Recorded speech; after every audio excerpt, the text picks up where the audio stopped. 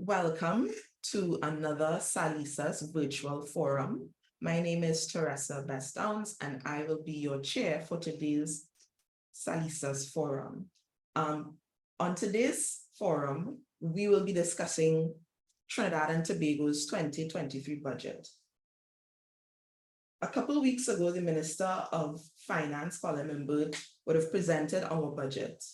Roughly $56 billion, it's estimated as revenue, with expenditure of $57.6 billion.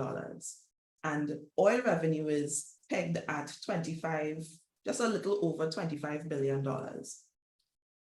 For today's forum, we have a number of scholars and academics who will be discussing the budget and what it means for Trinidad and Tobago. Today's topic is advancing institutional and people-centered national development options in Trinidad and Tobago, responses to the 2023 National Budget Statement. I welcome everyone here today, all the students, members of staff of the university, and let's get into the discussion. To do the opening remarks, we have Dr. Godfrey St. Bernard, Acting Director of the Sir Arthur Lewis Institute for Social and Economic Studies. Dr. St. Bernard.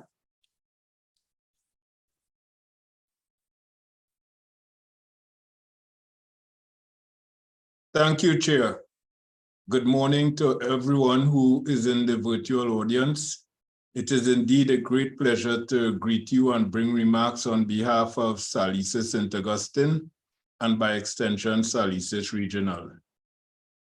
As you would notice, it has become customary in our virtual SALISES forums that in the month of October, we will treat with the budget insofar as we deem the budget to be another exercise that is critical in advancing the national development agenda of Trinidad and Tobago. As you may also be aware, since October 1st, 2021, SALISES has been hosting these virtual SALISES forums, and so far we have hosted 11 such forums. We are indeed proud of our achievement and our gesture toward communities far and wide with respect to knowledge production and outreach. And we see these forums as serving those specific functions. Nonetheless, today we are speaking on the issue of the budget statement 2023 for Trinidad and Tobago. And our session today is entitled Advancing Institutional and People-Centered National Development Options for Trinidad and Tobago, Responses to the 2023 National Budget Statement. And we feel that this is an important discussion, and it is expected that an institute such as SALISES would have something to say with respect to what is contained in the 2023 fiscal package. So without a doubt, we stepped up and we came forward with a panel, a distinguished panel that will treat with the issues. We see a budget statement as much more than a presentation of expenditure and revenue for a fiscal year at 2023. We see it as a development phenomenon that really facilitates development process. And when we talk about development process, it's not only short term, but it's also medium term and long term. So it is with this kind of focus that we have assembled the panel we have assembled, and we are really going to treat frontally with issues that have arisen in the context of the 2023 budget statement.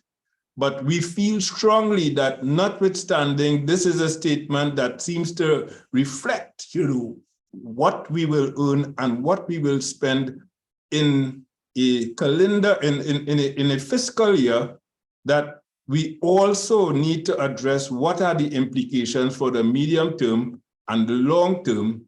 And we feel strongly, given our development focus, that a budget statement ought to be people-centered, ought to be human-centered, And at the same time, there has to be some emphasis on institutional entities that human populations interact with, and entities that also impact in some significant ways, human populations. So hence the title. And today, what we have is a really esteemed list of panelists, some of whom hail from SALISES, because we always feel that, SALISES staff has to contribute to the discussion. And we have two SALISES scholars in Dr. Indira Rampersad, who will speak to a political dimension of the national budget, and Dr. Robert Stewart, who will speak more to a development dimension of it from the standpoint of development finance. We also have with us Dr. Tayimba Salandi, who has served and continues to serve SALISES, and he will also be making a presentation looking at philosophical aspects of budget framing and budget crafting, and he will actually look at it from the standpoint of philosophical approaches and how those dovetail with what underlies the national budget statement as it was made. We have also reached out to our colleague in the economics department, Dr. Darren Conrad, and Dr. Darren Conrad would speak to issues of job creation prospects and economic diversification, given the contents of the national budget statement. And we are very happy whenever we have these forums to ensure that we have our colleagues coming and joining hands with us and making statements to add to the rich legacy that the university ought to maintain as far as these discourses are concerned.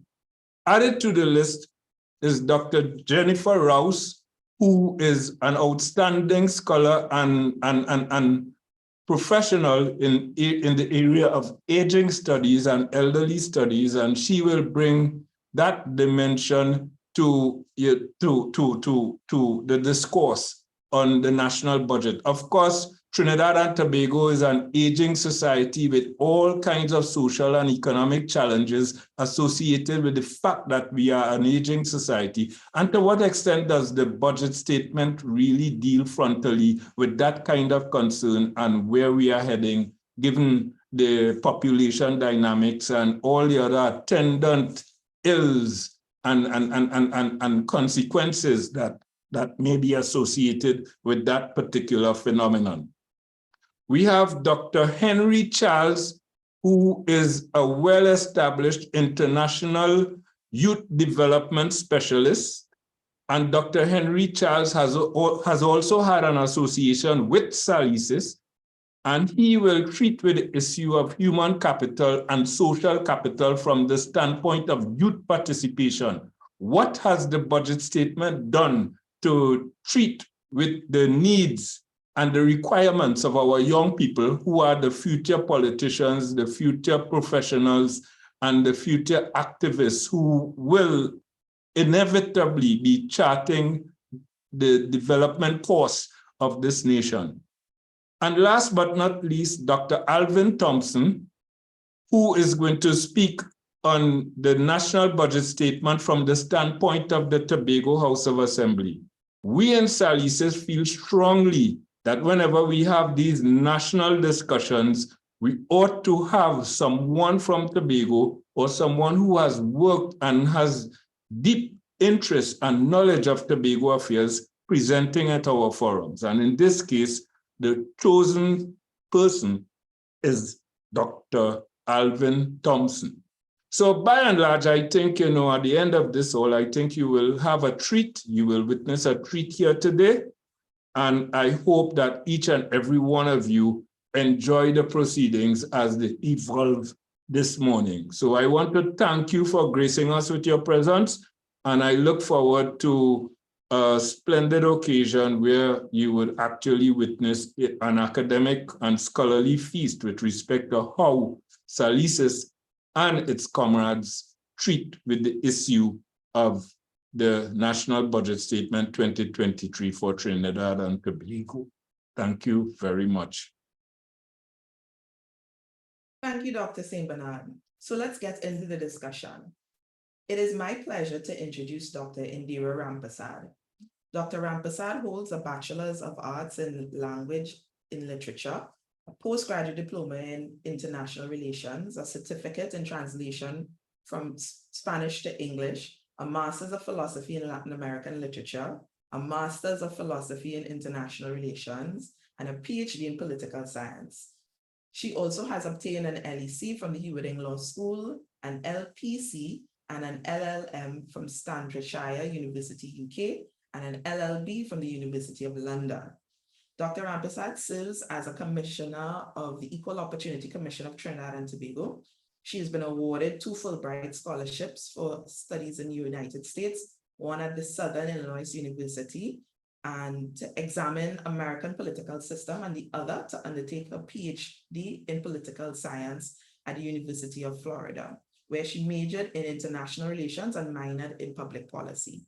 Her doctoral dissertation focused on American foreign policy to Cuba, on which she has published and presented at many international academic and non-academic fora. Her research interests now extend to Latin American and Caribbean politics and international relations, American foreign policy, crime and violence in the Caribbean, Caribbean regional integration, the Caribbean Court of Justice, international law, and Caribbean constitutional law. Dr. Rampersad is also a qualified attorney at law and a regular media commentator on national, regional, and international issues. She's been a lecturer of political science, international relations at the Department of Political Science here at the UWI since 2007 and is currently a senior research fellow at SALISES St. Augustine. Dr. Rampersad will be presenting this morning on budgeting in the Westminster political system. Let's welcome Dr. Rampersad. Thank you very, very much. Good morning, colleagues. Good morning, listeners. Good morning, viewers. Welcome to this forum. I have been asked to give a political spin on the budget, and hence we do have a somewhat peculiar political system in the Westminster system of governance. It is not just peculiar to the Caribbean, but for many of those countries that were under the rule of the British, or the Commonwealth countries, as we like to call them. The system that we have is one that we call first past the post, winner takes it all. And in this system, whoever wins the election really grabs the bulk of the spoils. The opposition ends up being very, very weak in the sense that they don't have the resources at their disposal, because the winner tends to take it all. So with this, under this political system, we have elections, general elections, local government elections, and party internal elections. And the context of this budget, I'm putting it somewhat in that context of the PNM internal elections, which is forthcoming, November 26th and 27th and December 4th. The December 4th will be the National Convention. And we would see that we have several contenders for some of the major positions in that elections, upcoming internal elections, particularly position of political leader, chairman and vice chairman of the party. And one would want to surmise that some of this highly contentious elections, which are about to be launched, has to do with dissatisfaction within the party, or dissatisfaction with the policies of the government, and by extension, perhaps the budget itself. And it may also be seen as persons within the party wanting to actually have some influence in the say of governance and party matters. So it is in this context that the budget was read, and there are a number of issues that arose, which makes it a very unpopular budget. There were rising food prices, high unemployment and underemployment, and some of these were highlighted. I'm not going to go too much into the economics of it. It's a political spin here, and I would say that all budgets are political. After all, you know, it can determine, make or break a government. Would look a little bit at the class factor and the extent to which the elites are benefiting, with the gaps between the have and the have not widening. The offer for the trade unions, which is flatly rejected by them and all of them, save one, I think, and the rise in inflation, which accompanies that, and the property tax. So these are the unpopular elements of the budget. Haven't been hearing much about the popular elements, so I chose to highlight the unpopular elements. And to go back a little bit on the internal elections, we want to keep in mind that it's only registered party members are allowed to vote. So in a sense, the wider population who are dissatisfied with this budget would not have the say. It's registered financial members. So it's not even all PNM supporters will be voting. If you're a PNM supporter and you're not registered and you're not a financial member, you would not be allowed to vote in those party elections. Major positions, I repeat, are hotly contested.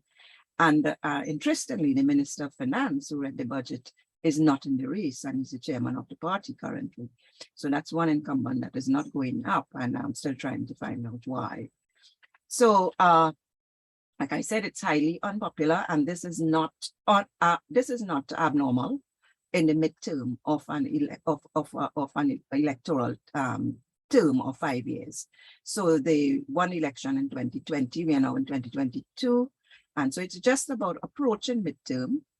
But it is unpopular, and the only poll we have to go by is one that has been criticized by the opposition UNC.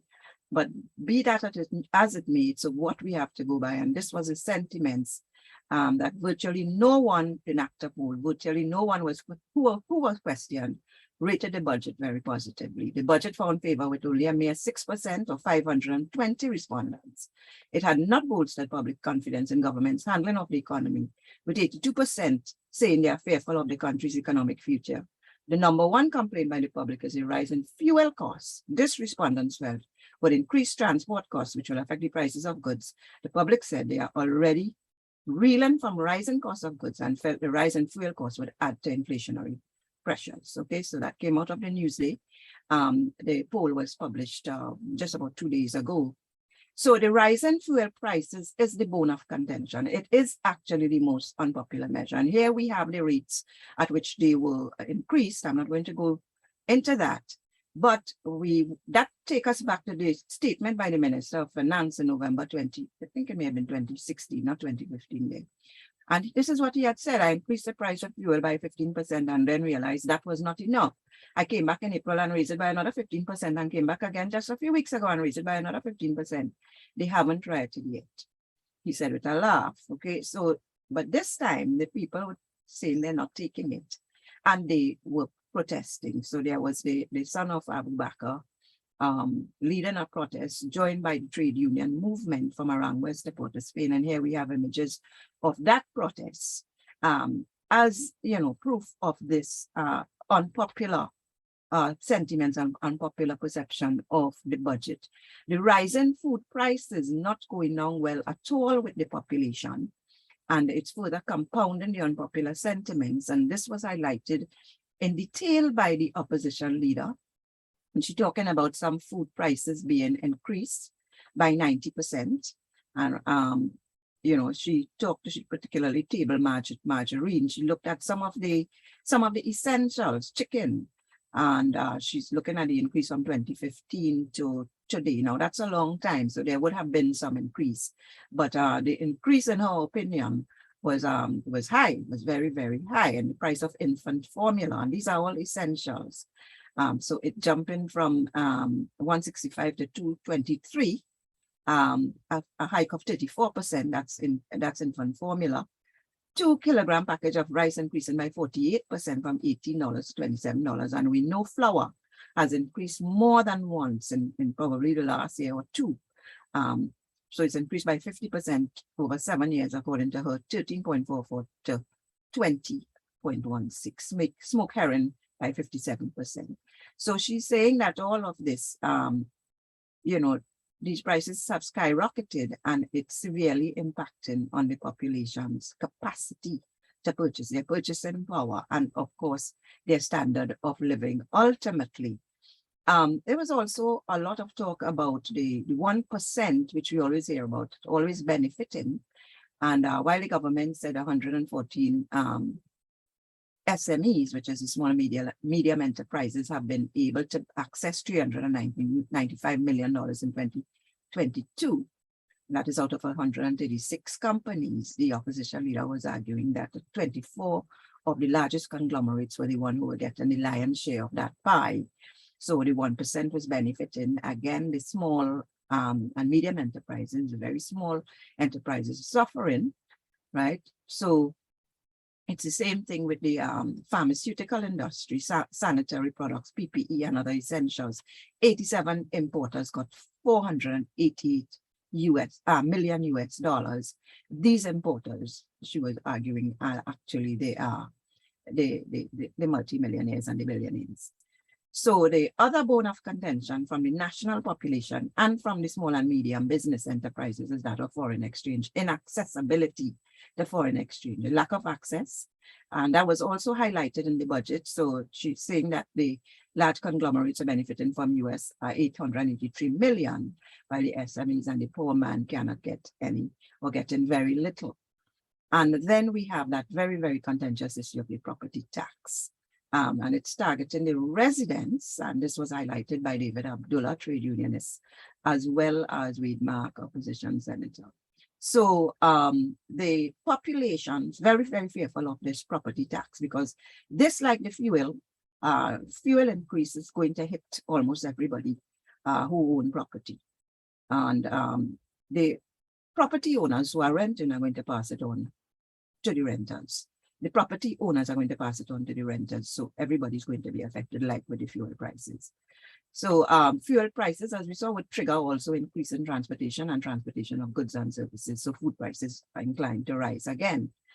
The unemployment and underemployment issue is one that we have cause for concern. We are graduating thousands of students over the years, and most of them cannot find jobs in the areas in which they are qualified. So they're getting lesser jobs for lesser pay, right? And I have highlighted here some statistics on persons who are contributing to the NIB. 113 persons no longer contributed in 2020, they were contributing in 2015. And this means that all these people may be in the unemployment pool, right? So that from 2015 to 2021, about 70,760 persons were lost their jobs. Some may have lost it in the private sector, particularly through COVID-19, as we saw many restaurants, business places going under. Tens of thousands of jobs were lost. And then there was also the closure of Trin refinery, the shutting down of state companies, the job losses in PSDP and elsewhere, and possibly even to come, WASA and the port. So what we find here now is this unpopularity is reflected in a disconnect. A disconnect, they say it's rooted in a disconnect between the government and the people. And this was actually stressed, emphasized, and underscored by this cold pot, breadfruit, and bicycle jargon, and by extension, macaroni pie and ham. So respondents, according to the NACTA poll, respondents said some of them made presentations that came across as old talk. That is some of the politicians. The coal pot and ride a bicycle remarks dominated conversations everywhere. There was more focus on MP Keith Scotland's comments than on the actual budget, overriding positive features in the budget. Memes and jokes were made about him. Mr. Scotland's apology or explanation did not help. So he apologized, and then they started to make fun of the apology as well. So I'm going to ask Susan shortly to play the first clip. But what we're seeing is the popular perception is that there's a lack of sensitivity, backward thinking. The coal and the coal pots are expensive. Coal pots costing $475 to $699. The coal itself, $125 to $40 for the smaller bags, but not very environmental friendly because it's kind of fossil fuel. Breadfruit not always in season and not easy to get all the time, and certainly not in the urban areas.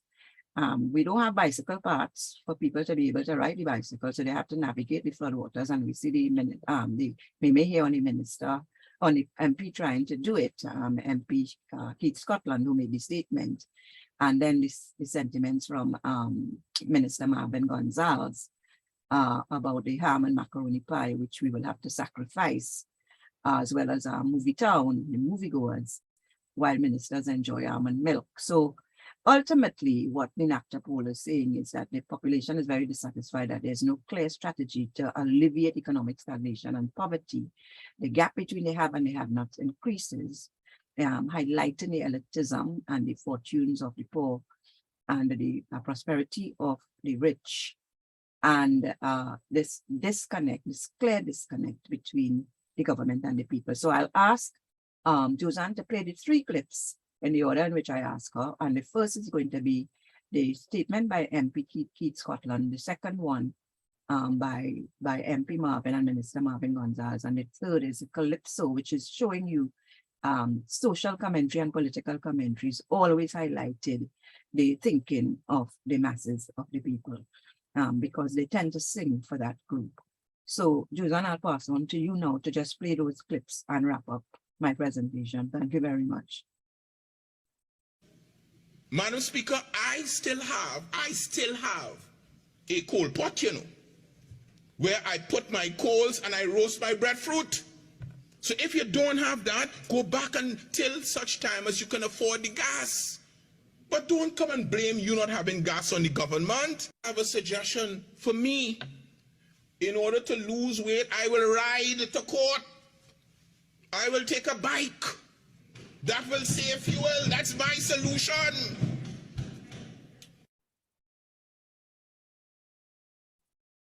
Okay, can we have MP Minister Marvin Gonzalez, Josanne? This is the other unpopular statement, you know. It seems as though the MPs are not understanding the people.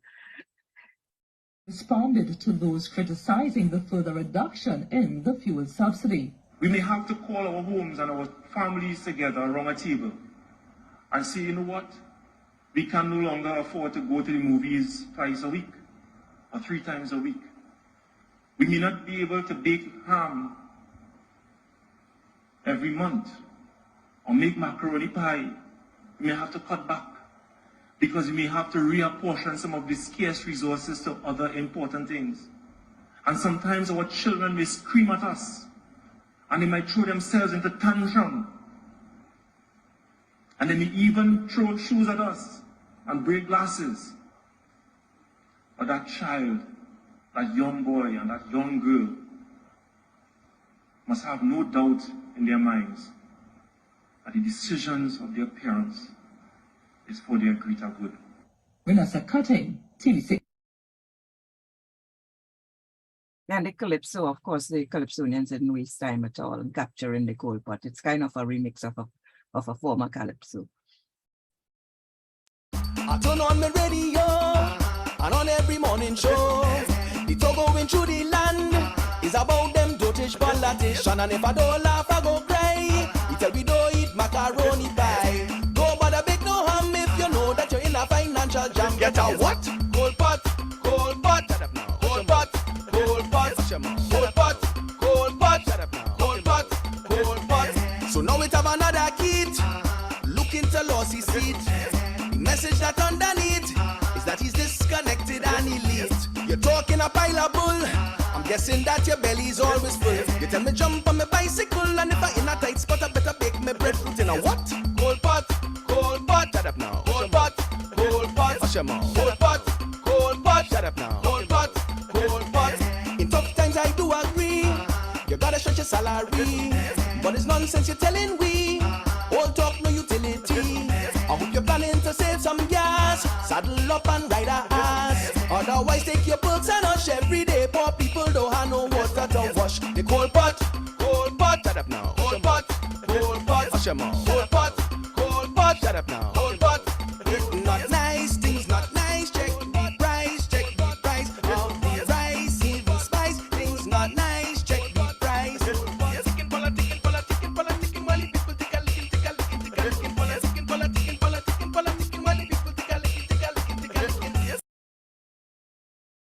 Okay, so just to wrap up, I did mention the 4% offer to trade unions, and this is, this is of course for serious concern, especially with the Prime Minister saying they're not changing that and it's going to go to the industrial court, which he's not supposed to say as Prime Minister anyway, because there's a process through the CPO, who would be the one to refer this to the industrial court. So that 4% is, we are seeing tutor striking or protesting, the day of rest and relaxation, as we call it. And there's going to be a lot more of that from the trade unions coming. This 4% is not cutting it, given the prices. The Calypsonian, I think, captured the sentiments of the masses of the people generally very well. He encapsulated both sentiments of Minister Marvin Gonzalez and MP Keith Scotland there. So with that, I want to thank you very much for your time, and I'll be waiting for questions later. Thank you. Bye-bye. Thank you. Thank you, Dr. Rampersad. And I can see we already have some questions in the chat. And just to let everyone know, what we're doing is we're allowing the presenters to do their 10-minute presentation. And at the end, we will have the panel discussion. So you are free to put your questions in the chat. They will be among the first that will be answered. And I can see we've already started that process. But I think Dr. Rampersad has really given us food for thought to start the conversation, because as it is commonly said, politics affects everything. Thank you, Dr. Rampersad. Now I'd like to welcome Dr. Robert Stewart to make his presentation on assessing options for framing development in Trinidad and Tobago, a response to the budget statement. Dr. Stewart has a PhD in economic development policy from Sir Arthur Lewis Institute of Social and Economic Studies, St. Augustine. He has been the recipient of several academic scholarships, the Eric Williams Memorial Scholarship, the Canada Curriculum Leadership Scholarship from the University of New Brunswick, Canada, the Erasmus International from the University of Graz, Austria. And his research interests are in the areas of financial development, banking stability, and the regulatory capital administration. More recently, his research interests have been engaged with climate finance, examining financial policies that can mobilize financial capital towards low carbon economic development. Dr. Robert, we hand over to you. Thank you, and morning to everyone. So one of the more notable topics in the 2023 budget was, again, the fuel subsidy, and to a lesser extent, the electricity subsidy. So here I'm going to present two potential financing pathways that could actually help to reduce the reliance on and the need for the fuel and electricity subsidy, while also possibly providing added benefits towards emissions reduction targets for Trinidad. So both subsidies are undeniably expensive, obviously, right? The estimated cost of the fuel subsidy for this current budget, or for the 2022 period, as stated in this current budget, was 2 billion TT. And more importantly, when you view the size of these subsidies over longer time periods, we can see a much greater fiscal burden. I mean, the electricity subsidy alone has been over $100 million US per year for the last about 8 years or so, and the fuel subsidy significantly more. So then the question is, how can the subsidy be reduced, and particularly how can it be reduced without with a minimal impact being passed on to consumers and citizens? Firstly, it is important to recognize and communicate the cost of the subsidy, and some of that was done in the budget. It's also important to note that they're not the most effective resource wealth distribution mechanism, since they tend to be more beneficial to wealthier households, and there have been some studies published in the past that actually shows that the pass-through value of those subsidies tend to benefit high-income households significantly more than they benefit low-income households. Then how do we design effective substitution pathways? And one that currently exists is the CNG engine conversion. And one of the main advantages behind this is that gas is significantly cheaper than petrol. So a natural gas engine or CNG engine would actually demand a lot less from users than the current petrol engines. There's also a little bit of activity in the renewable energy generation space. And the question is, how will generation rates impact electricity rates? So can renewable energy generation be expanded to disaggregated solar for individual households or businesses? So for the first couple slides, I'll look at the CNG engine conversion mechanism. And the main question is, how can we improve uptake? It already exists, some are using it, and just personally interacting with individuals who have used it, it does deliver significant reductions in fuel cost. So the question is, how can participation in that program increase? And one possibility is you could increase the existing rebate. The current rebate is only 25% up to a maximum of $10,000. One possibility is you could increase the rebate to the full cost up to the existing maximum of $10,000. Now, this, I guess, would just seem to be continuing the fiscal burden, since the government would have to fund that those rebates. But if you consider the current rebate of 2 billion, or in this case, if you look at the cap that they've set in the current budget of 1 billion, this could equate to about 100,000 vehicle engine conversions at the current existing maximum of 10,000. And if you eliminate the need for fuel or petrol for those vehicles, then you eliminate it over the lifetime of the vehicle. So going forward, then those potential subsidies would no longer be needed. However, there still remains an upfront cost of capital to actually do the conversion, since it's a rebate. So the way it works is you will have to finance the cost, and then I think through your tax returns, you would get the rebate. So it's possible that many individuals may not be able to actually afford the actual upfront cost of capital to do the conversions initially. So then how can you create some sort of financial mechanism to actually support those who can't afford the upfront cost of capital? And one possibility is by instituting some sort of loan guarantee scheme. And there's a little schematic outline here where the government can provide a loan guarantee pool for banks. And what these loan guarantee programs typically do would make the lending facilities more affordable. So typically this can result in longer repayment periods, lower interest rates, and more importantly, no down payments. So that upfront cost of capital is significantly reduced or even eliminated.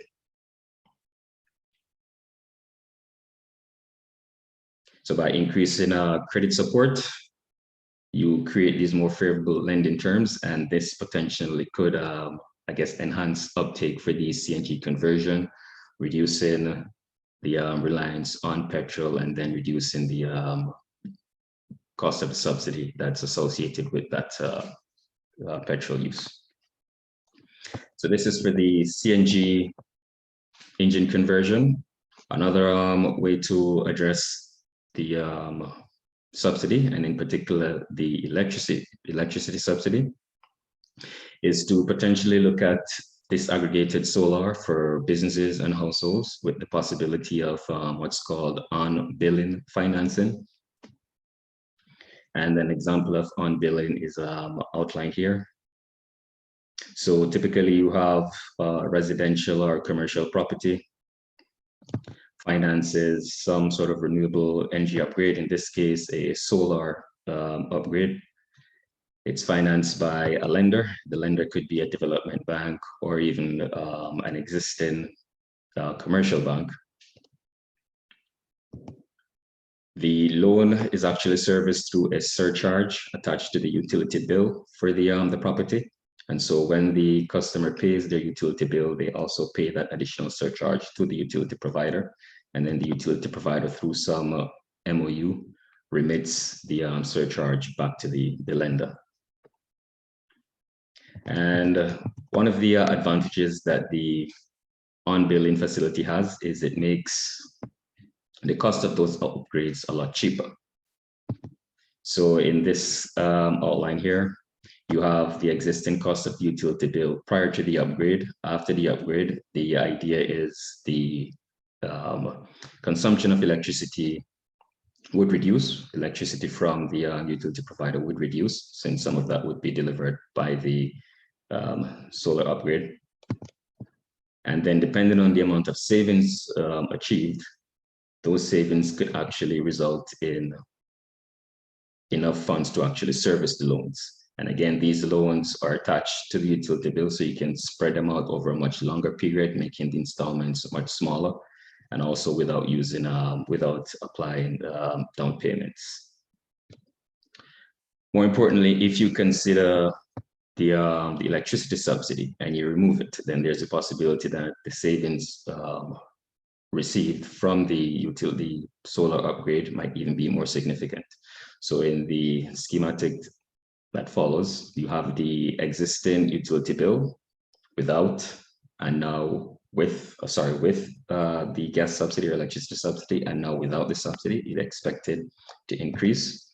So again, once you do the solar upgrade, you realize potential savings on your electricity bill.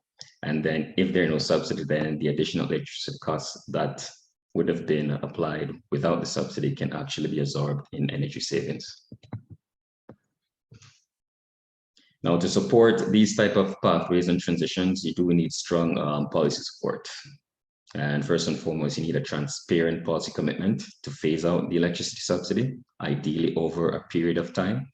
The budget currently set a cap of 1 billion going forward, which I think it's a good implementation. It sends a strong signal to users that the fuel and the electricity is not going to be unconditionally subsidized anymore.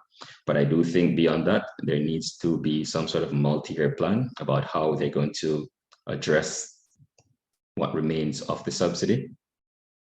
And then they also would benefit from communicating not just the cost, but also the fiscal savings that can be realized through the removal of subsidies, and also how those savings would actually be directed back towards the economy. On-billing in particular provides a lot of cost-effective financing for the renewable upgrades, reduce reliance on the electricity subsidies, obviously. They also increase renewable energy participation rate for Trinidad, which would help them achieve their NDC contributions, and also help to reduce emissions outcome, which would also feed into their emissions abatement targets. The energy upgrades, again, also intend to provide a lot of energy savings that can carry the cost of the financing for those upgrades. And one of the beauties of the on-billing mechanism is, again, it's attached to the utility bill. So when the house is actually sold, the actual financing is transferred with the property. And one of the things that that does is, again, it allows you to stretch the financing over a longer period, but it also allows the user of the property to benefit from the savings while making the payments that result in the savings. So the payer of the energy upgrade benefits from the upgrades over the life of the facility.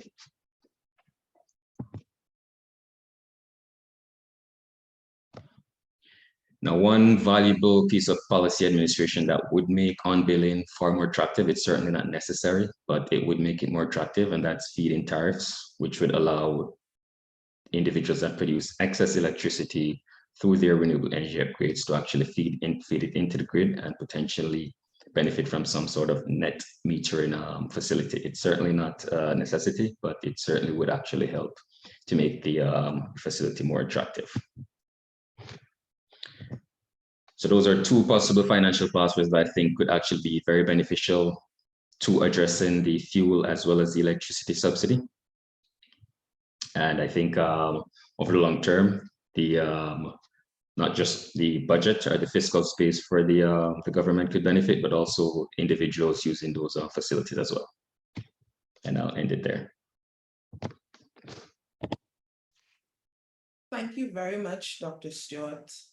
for providing us with a policy overview as to how we can make some considerable changes. Now I'd like to welcome Dr. Jennifer Rouse to make a presentation on budgeting in response to an aging population, the case of contemporary Trinidad and Tobago. Dr. Rouse is a gerontologist. She attended the University of Maryland, Baltimore during the years 1996 to 2004, where she completed a double major in social work and Africana studies and graduated with a baccalaureate cum laude in 1998. In August 2001, Dr. Rouse graduated with a master's degree in policy study sciences with the area of concentration in aging issues. And in 2004, she graduated with her doctorate in public policy and aging issues. Her doctoral thesis is entitled A Case Study for Aging Policy in Trinidad and Tobago, the role of interest groups in defining new policy initiatives. Dr. Rouse relocated to Trinidad in 2003 and assumed duties as the country's first director of the Division of Aging in the former Ministry of Social Development until 2018. She was appointed a part-time lecturer in social gerontology at the St. Augustine campus in 2004 until the end of her tenure in 2021. I'd like to welcome Dr. Rouse to make her presentation. And a pleasant morning to all our listeners and fellow panelists. I will get straight into it because 10 minutes it goes very quickly. We used to have a saying back in the day that death is the great leveler. And now in this field of aging, I've come to realize that aging is another leveler and that we have to pay attention to, because both of them, both death and aging, affects everyone, and they are both inevitable. We cannot stop that process.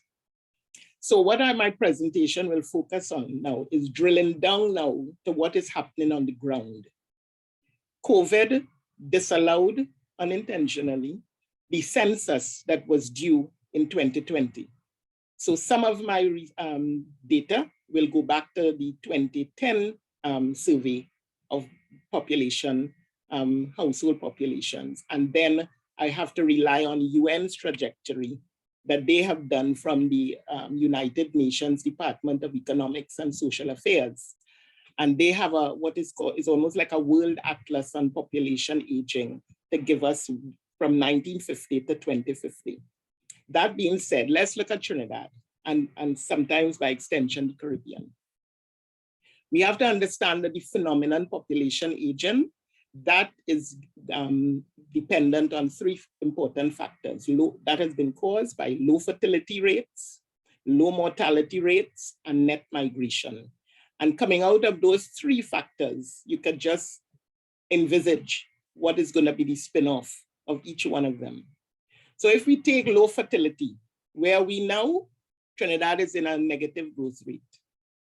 And these are the potential persons for the labor force that will be contributing to taxes, that will go towards the consolidated fund from which all grants in the social service network and in the ministry, that's where they come from. That's where the funds come from, to pay pensions, to pay the grants, the disability, you name it.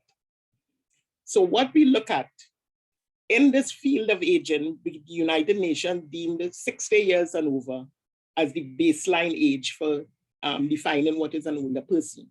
And they also defined when a population is aging, those three factors.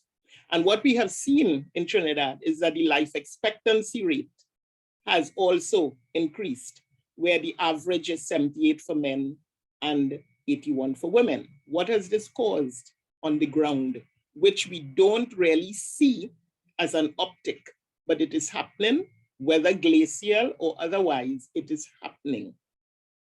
So we have, as most economists will know, the dependency ratio, but because of the aging, covering from 60 and over, there are three social constructs that come within that range. So you have the 60 to 74, which are called the young old, You have the 75 to 84, the old, and you have the over 85s as the oldest old. That is just mainly for policy users and program developers so that they can know how resources can be disseminated and be more informed and who comprise in terms of when you have to disaggregate the clusters, whether the young old are in the majority, etc. So what we saw as back in 2009 census, that potential social support or support for persons in the workforce, they deem between 15 and 64 that are comprised that workforce, and that's been a little generous.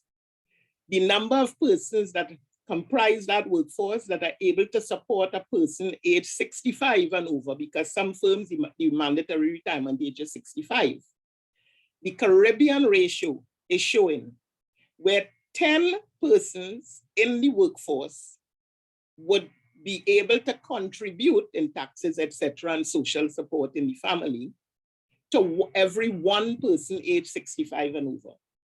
By 2050, that is expected to decrease because of low fertility to 3 people contributing to every one person over 65. That's one. The one that we have to really flag and pay attention to, or I should say the 2, is the dependency ratio, which gives us information on defining what is a basket of goods. It also helps us to define what is the poverty rate, and not having that census done in 2020. The last census in 2010 had us at 13.4. Now our population is aging when 10% and more of its population is age 60 and over. At 2010, we were 13.4. That was roughly 177,600 plus. If what the United Nations has projected, by 2025, which is, I call it 2 years from now, because we're almost into 2023, we will be 17.1%. What kind of numbers we looking at? That 13.4 in numbers was this 177. So you don't just leap from 2010 to 2025. You have to grade coming up. So where we are now in 2022 going into 23, we have to be between 15 and 16% to arrive at that 17% in 2025. That's just on the demographics. What is that saying? So in numbers, we more between 215,000 plus to 245,000 plus that are persons who are 60 and over, and we're using these as retirees. Because what we define in the dependency ratio as who are the dependents in numbers are the number of persons who are 15 and under, and the number of, and you add that to the number of persons who are 65 and over, they constitute now the dependents on what taxes and whatever support is coming out of the workforce. Let us examine what's happening in that workforce. So the number of persons 15 and under plus 65 and over per every 100 workers in the workforce. The dependency ratio in 2009 was 9.7 persons who are the dependents. And that now is expected to increase of the number of those dependents on this particular workforce to 44 persons who are under 15 plus those who are over 60. Now, what we also have to understand, when that low fertility is just words, that was mainly the movement of the women who reproduce the babies. And it is during the 60s when feminism really rose that you saw more women taking ownership of their body. I'm not going to be pregnant every 9 months. No, no, no. I'm now in charge of my womb. That came to the fore. And what she also did, there were more that left the household and went out into the workforce. And by extension, university, because in the workforce, they have to now increase their social mobility and get educated. And so that caused with them being out there, the kitchen moved and more diet went into instant processed foods because we're on the move. And therefore, with that shift in diet, a major shift in diet and how we live, cause communicable diseases to shift now to non-communicable chronic illnesses. So that the government now had to lodge CDAP, which is the Chronic Disease Assistance Program. That originally was targeting the older people. But because now we're seeing, because agent deals with the life course perspective, but now that we're seeing primary school students with diabetes type 2, we realize now CDAP is full blown to everybody who has chronic illnesses. And so that is going up in part of the subsidies that the government has to, not has to, but decided to, because the funds were there to allow it. Hold on. Then because the life expectancy increased at that exponential rate, where persons now are living longer post-retirement years if retirement remains mandatory at 60. They are living now longer post-retirement years than the years they worked. And 90,000 persons are in the public sector who do not contribute to a pension, but the established staff are entitled to a monthly pension till death. Where does that come from? Also, discussions are afoot in the NIB, which is a contributory pension fund, that they need to increase the age to 65, but they're not talking with the retirees, who, by the way, baby boomers, who are the largest section of which I'm a member, that cohort of baby boomers ends in 2024. That is an era that is going off now, the grid, in terms of workplace and workers. However, we have a parallel system of contract work, where work is now transient and portable, and it's not age-based, it's skills-based. So that run in parallel. So right now in the world, for the first time, we have 5 generations working together in a workplace because of contract. And there we'll have the tensions. Also, we have to, when I started in the division of aging, I used to promote succession planning because all of this institutional memory that is going out. However, we have to relook that because now the millennials are going to occupy that space that we are now exiting. And as a result of which, that means we are going digital. So how realistic is it for succession planning for those who are moving out that were paper-based and manual-based and very labor-intensive to now shift to digital? That is another tectonic shift that is occurring. So we have to bear all of this in mind, that this is impacting all ages across the board. And by research, it has also shown that the millennials will do an average of 20 jobs in their work life, because they are not tethered to territory, they are tethered to the journey. And so we have to look at that holistic picture and understand what is happening on the ground. And these who are 85 and over, the oldest old, they are now creating a sandwich generation and those who still working between the age of 50 and 64, who juggling their family with their university college students having to be paid, and then the older relatives that they have to find care for. So the virtual world that COVID kind of brought into bear might be good in one part, but what it has also brought, with more people maybe working virtual, that is bringing rise now to abuse in some instances. Intentional in some areas, but unintentional in others.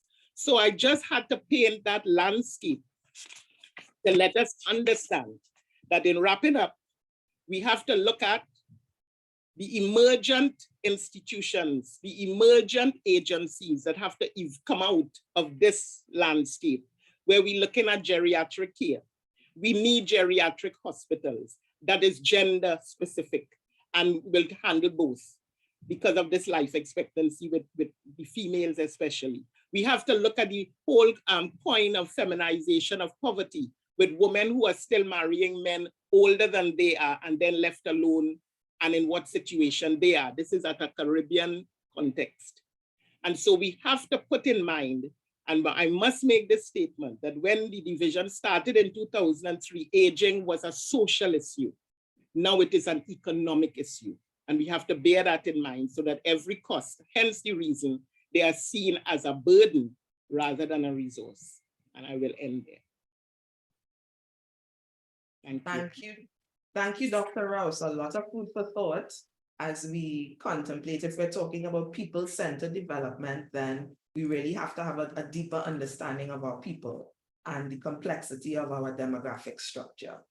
Thank you again.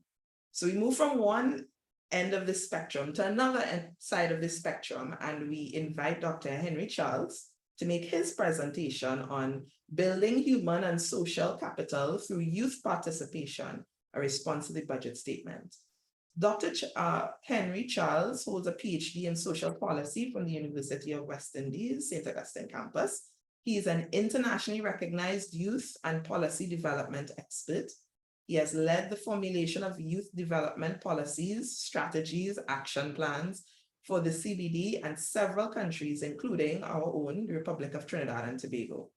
He is a former regional director of the Commonwealth Youth Program, Caribbean Center, and interim director of the Commonwealth Youth Affairs Division at the Commonwealth Secretariat in London. Dr. Charles is a senior program specialist with the UNICEF and supports the government of St. Martin develop strategies to support positive parenting, promote a culture of peace, facilitate sustainable funding arrangements for early childhood development sector, and the development of a youth monitor to support evidence-based approaches to child and youth development in St. Martin. Dr. Charles is also a part-time lecturer for the MSc in Child and Youth Studies at the Department of Behavioral Studies at the St. Augustine. He has authored and presented several papers on Caribbean youth development. So we welcome Dr. Charles to make his presentation. Yeah, thank you, Madam Chair. And indeed, I am very happy to be here, to be part of this process, to share, with colleagues and with those who are listening. I must admit, receiving the invitation and considering the subject here in terms of building human and social capital through youth participation and the response to the budget, I needed to add something, and of course, I hope you all will appreciate. You won't take me to task for that. I needed to include framing a youth development agenda.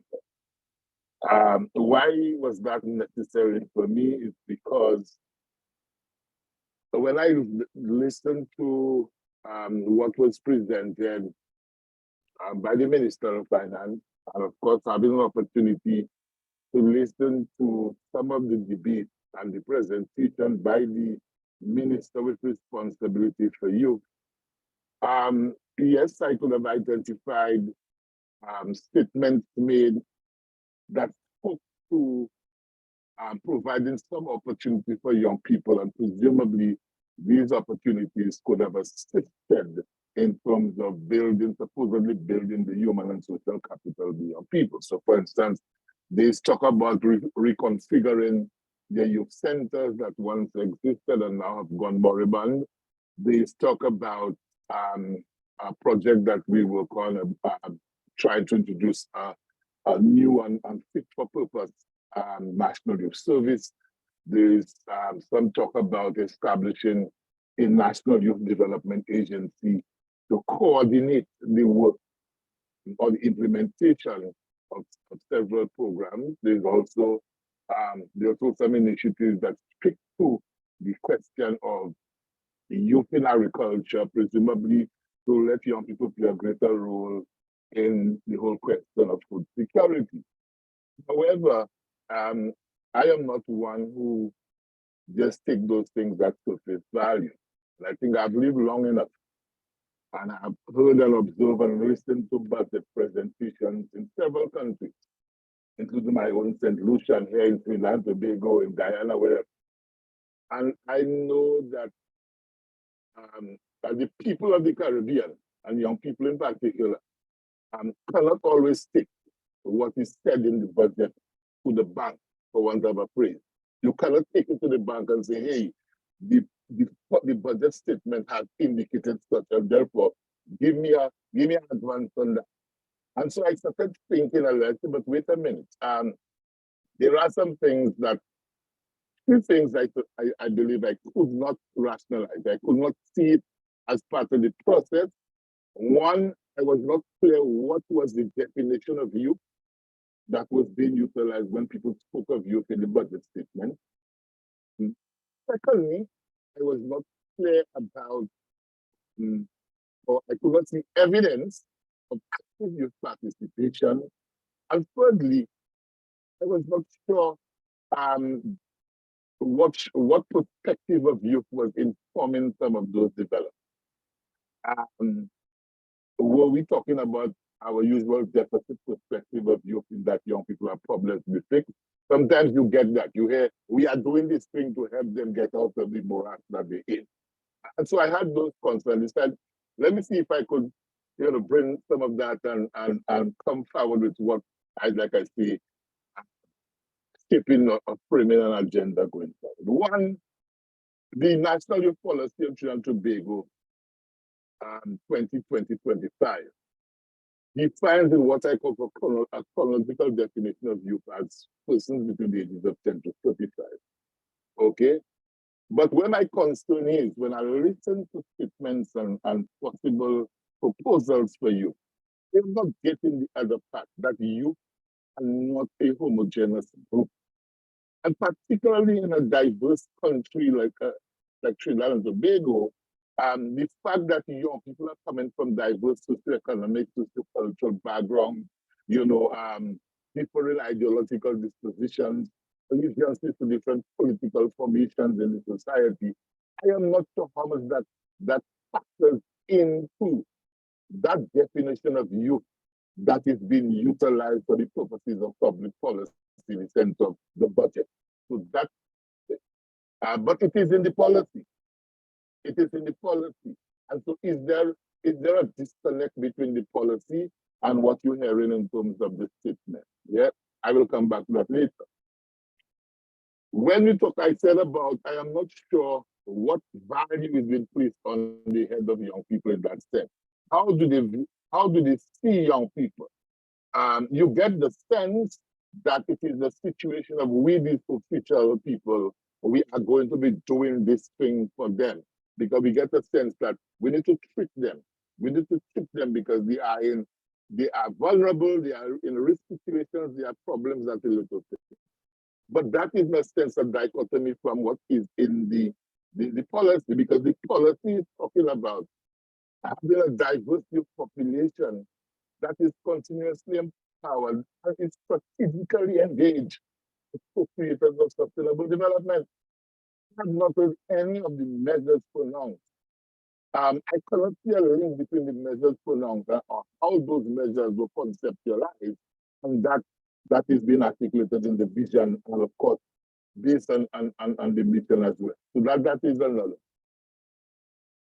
In addition to that, I am also aware of the fact that in several development discussions, whether it's around the SDGs, globally, regionally, in Trinidad and Tobago, the conversations that are existing perhaps outside of the public sector is of young people being critical, being co-creators, or being critical partners in terms of countries being able to achieve that development. So for instance, Ullman here who says, if countries are to succeed in achieving the SDGs, leaving no one behind along the way, then governments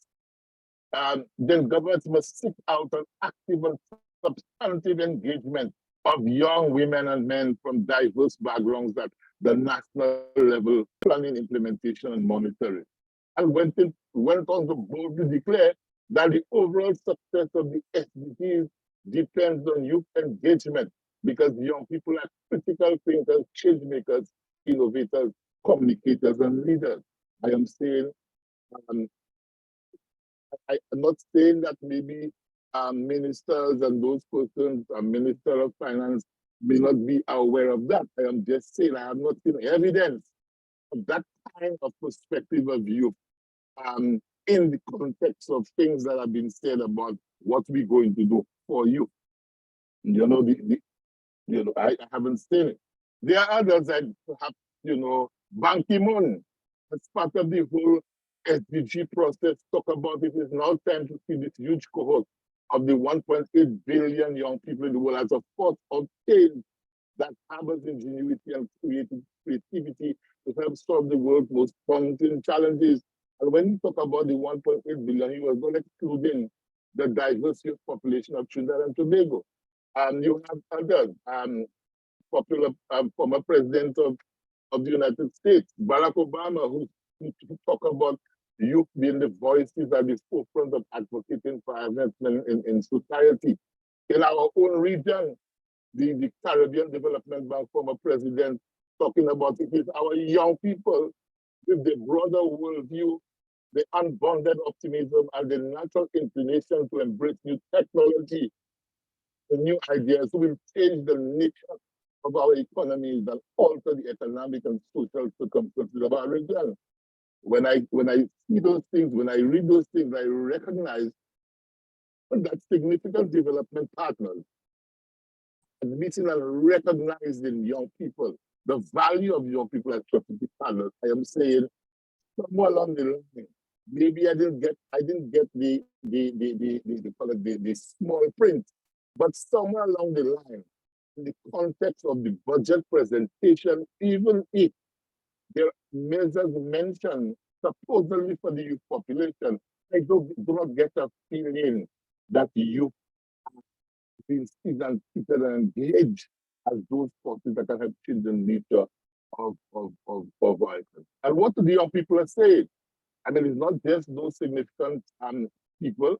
We have evidence of the young people at several regional fora making the point, calling upon governments, including the government of Trinidad and Tobago, engage us.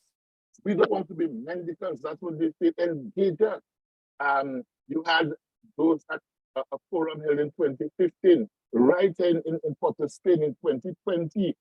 What we have referred to as the Port of Spain Summit, Port of Spain statement by carbon youth leaders, where they put from that statement is in order to foster a society that embraces inclusion, young people must be enabled as agents of positive social change, contributing to the development of policies which directly or indirectly affect their lives and impact the contribution to an evolving 21st century economy.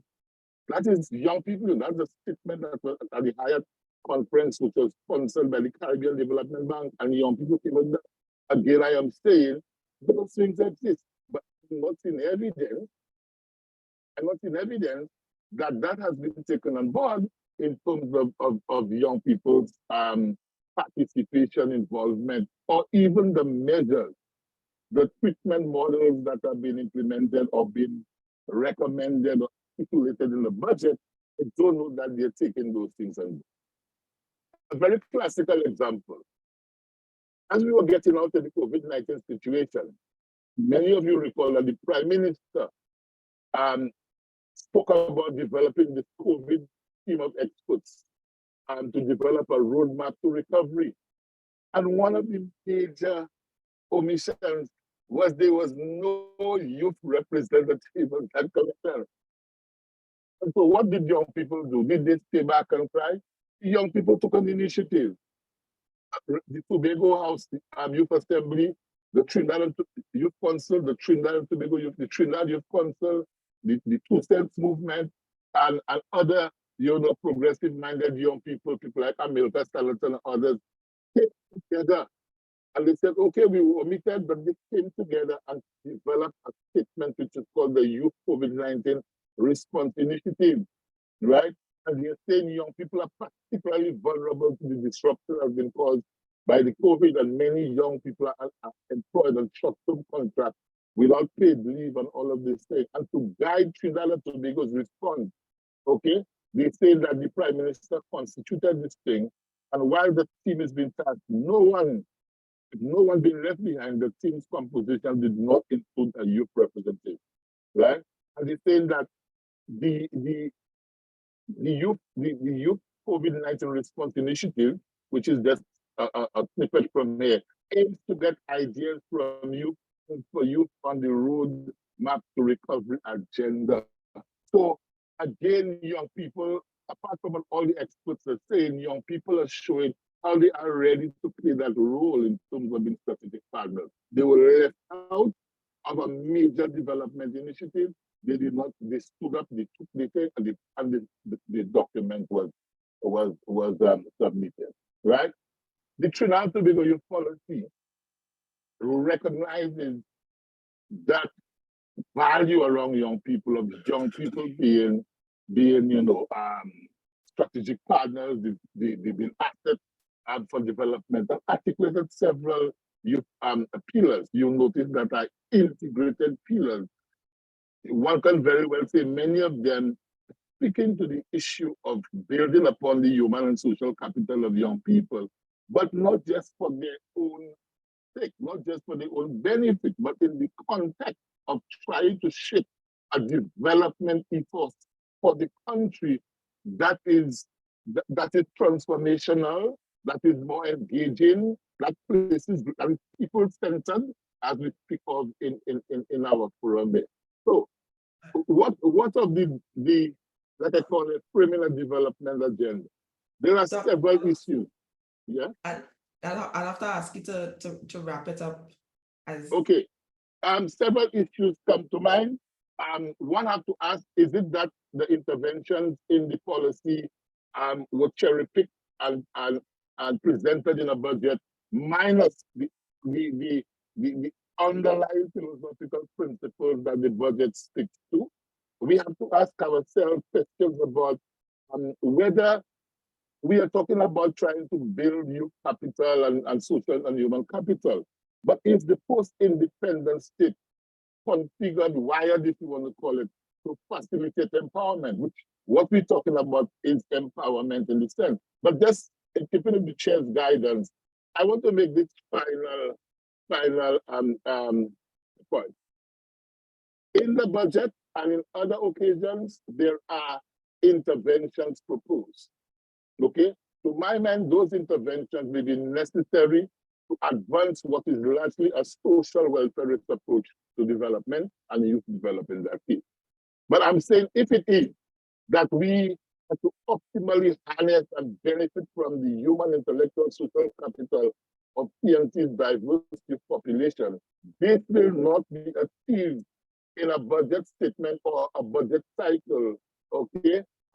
Except in the context of a reconfiguration of the existing political, cultural, economic, and social ethos and development priorities. Indeed, what I'm saying is, unless there is a disruption of the systems of injustice and the dismantling of the structural inequalities in our society, we are not going to see any significant lesson of the youth campaign capital. And like Dr. Rampersad talked about, young people coming out endless, well qualified, and they cannot get work automatically. Therefore, the question is, what is the role of youth in this agenda?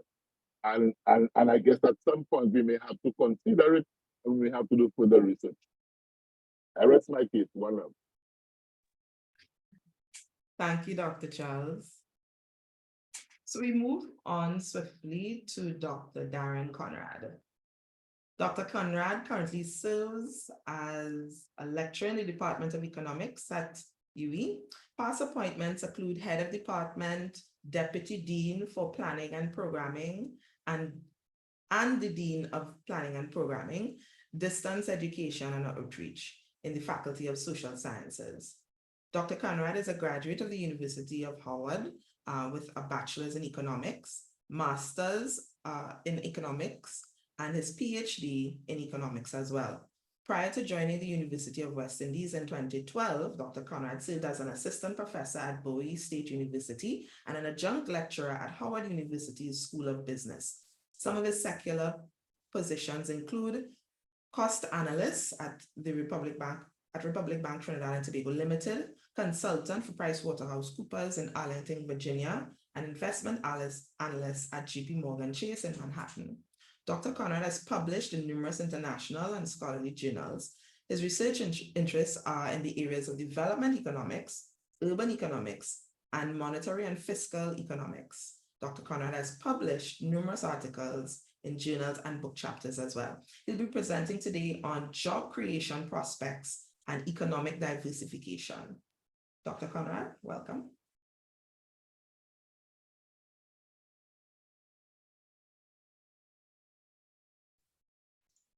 Good morning, and thank you, Chair. Good morning, colleagues. Good morning to members of the listening audience. The title of my presentation this morning, hold on, I'm having just the title of my presentation this morning actually is an interpretation of actually the title, Job Creation Prospects and Economic Diversification, the response to the 2023 Trinidad and Tobago budget statement. So what I looked at was essentially the human capital accumulation and mobilization, which really it points to the mobilization part of the human capital is what points to the job creation and as a catalyst for diversification. And that diversification, I think we've talked ad infinitum, ad nauseum about diversification. And with the heralding of the digitization thrust by the government, I think we need to sort of look at it as the transformation, economic transformation, rather than economic diversification. Now, this presentation, let me give you, against a global backdrop of a number of things that are essentially out of our control, and we have to sort of mitigate for these things that are inevitable, and it's going to have an impact on our domestic economy. And so in the IMF's recent projections, they pointed to a reduction in terms of the GDP forecast to 2.7%, which is down 0.2%. They said a third of the world economy will contract by the end of 2023. And the IMF representative, in delivering his remarks on these revelations, pointed to the fact that the worst is yet to come, and that the world will feel, the 2023 will feel like a recession. And central banks, if you look at the landscape of central banks' efforts within recent months and also within the last couple of weeks, they've been laser focused on getting inflation under control. Now that can affect also investment, because that in some instances will mean running interest rates up. So why they're focused on getting the inflation rates down and sort of getting some stability in prices, that will also come at a cost. And again, the profile that has been presented by the IMF is the weakest growth profile since 2001. So indeed, 2023 is something that is going to be, there's a saying that goes something like, it has to get worse before it can get better. This is a straight case of that. And it's going to have to get a little worse before it can get better for us. Now, when we look at where we are in terms of the budget, mind you, inflation is going to go up to 9.5%. I'm talking about global inflation, 9.5% by the end of this year. But by 2024, we will see some reduction and leveling off of the inflation rates. Food inflation is, of course, higher, much higher. As a matter of fact, in the first and second quarter of 2022, the World Bank was pointing to the fact that in some instances, food inflation will go up to as much as 50-51%. So increases in food prices is not a surprise, and it's not something that we really have control over. It's a fact as a result of some of the global phenomenon and the compromising of the supply chain, and as well as the reduction in production of some of the essential commodities that we consume. So with that said, that's the global backdrop.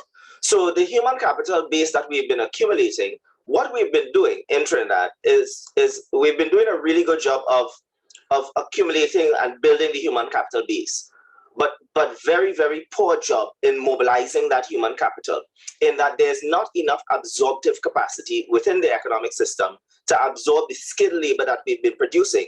So we're talking about the human capital, which is the And we have to define it, right? We're defining the human capital as the skill, knowledge, and knowledge intensity of the labor force of the economy through the formal process. Now, we acknowledge there is also the informal process, but to keep things simple, we look at the formal process where we have and some additional training. And we look at what is being produced at the tertiary level, because that is what is going to, that is where the capacity is built in terms of adopting modern technology. So we focus on the tertiary level.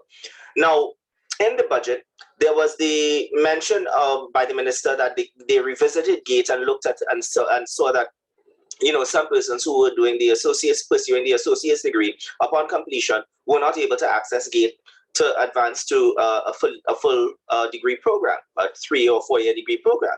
So they recognized that was something that was creating a little problem there. We had people who had the desire to pursue the degree, but did not have the finances or the resources to do so. So they revisited that, because that was something they said is that once you complete one degree program, you would no longer qualify for GATE.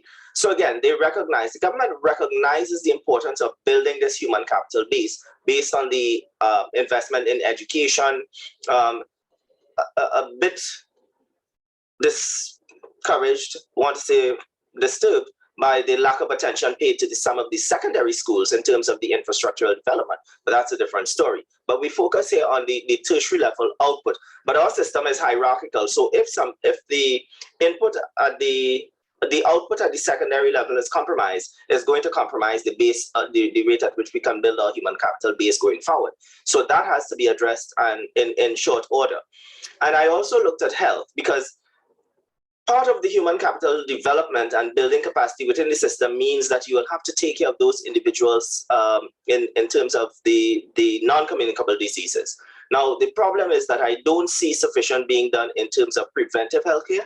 And when you talk about adding more beds, it signals that you understand that healthcare is an issue, but that is sort of reactive, because you're expecting people to come to the hospital and be checked into the hospital. But I think that more should be done on the front end in terms of preventive healthcare, but nonetheless signaling that there's a need for addressing the issue of health.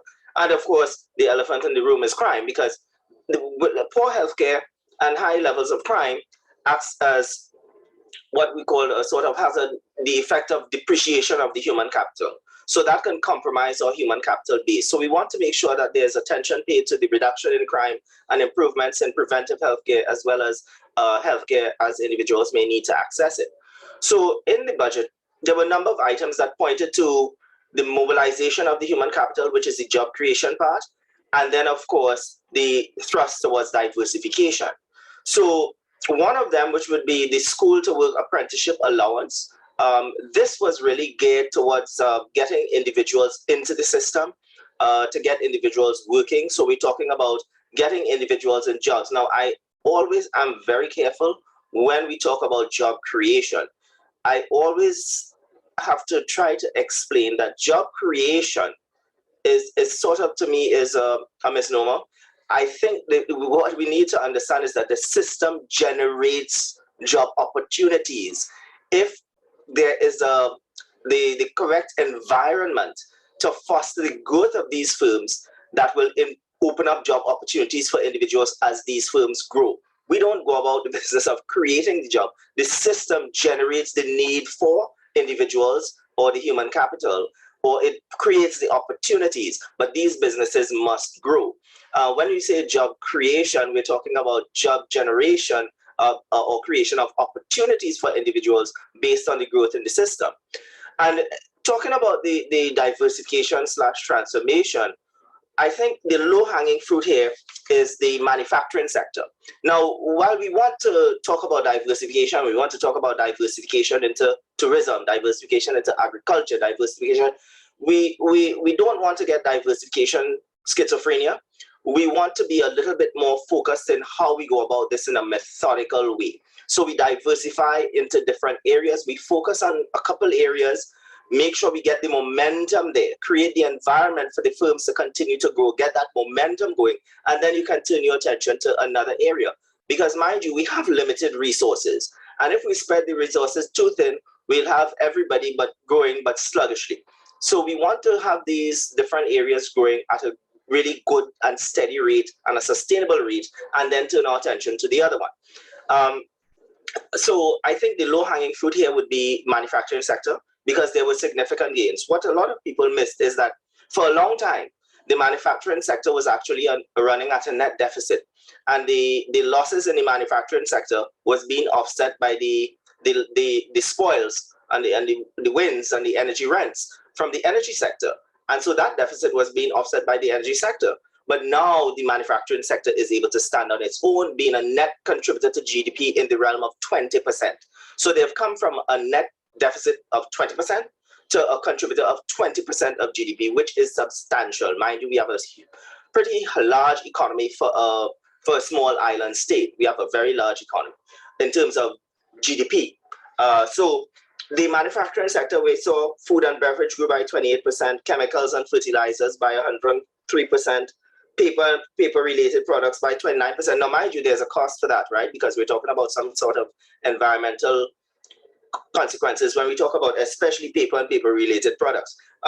So again, glass and glass products, furniture and lighting and fittings. And so by and large, these areas are growing. So we want to make sure that we can feed the human capital to those areas, or continue to allow those areas to grow. Work on the ease of doing business so that these companies can continue to grow.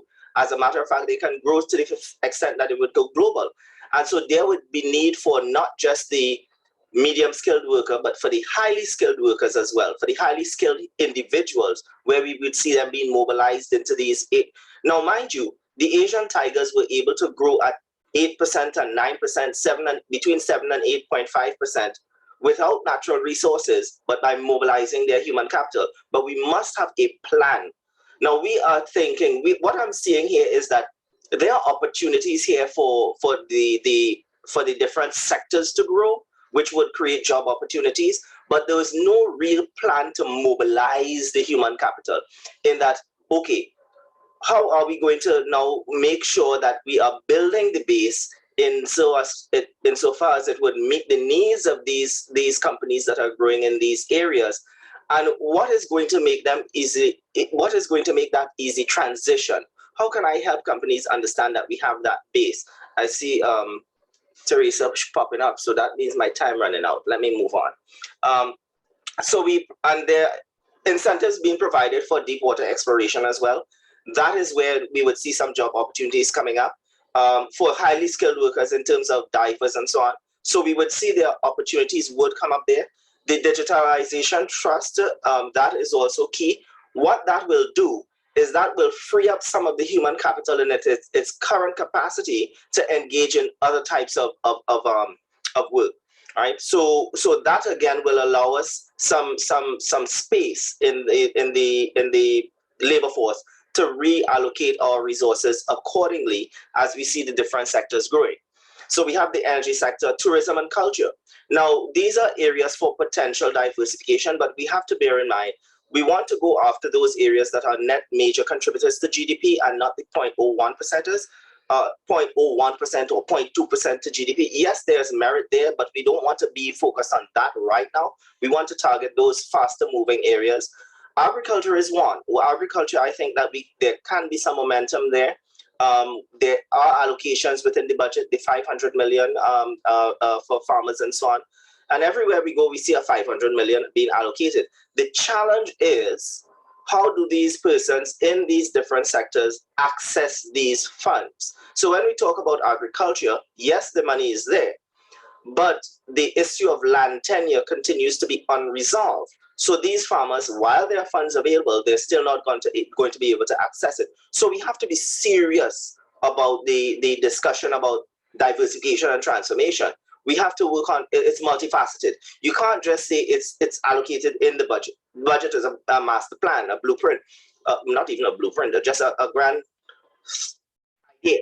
I would say that's what the budget is sometimes, because a lot of the things that are laid in the budget, and we see it coming up year after year after year, but it's not really materializing, primarily because there's no operationalization plan for it. So we need to focus on that, bearing in mind it's multifaceted.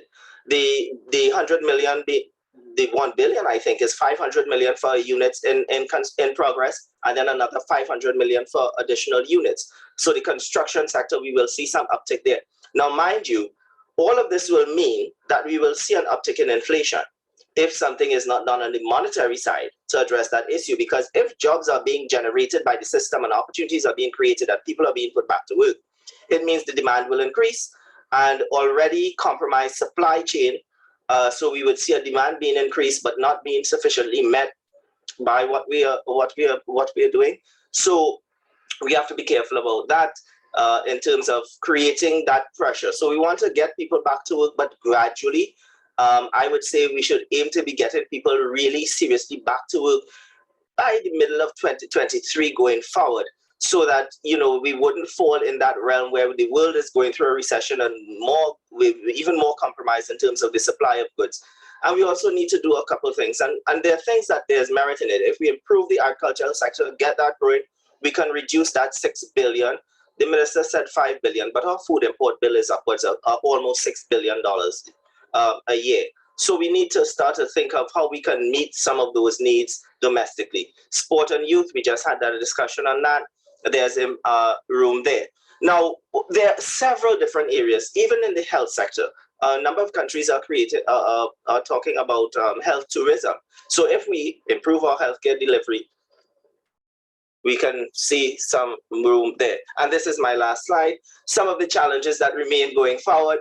I can't see the chat while I'm here, right? Some of the challenges going forward would be the aging population, and that brings to bear the issue of NIS solvency.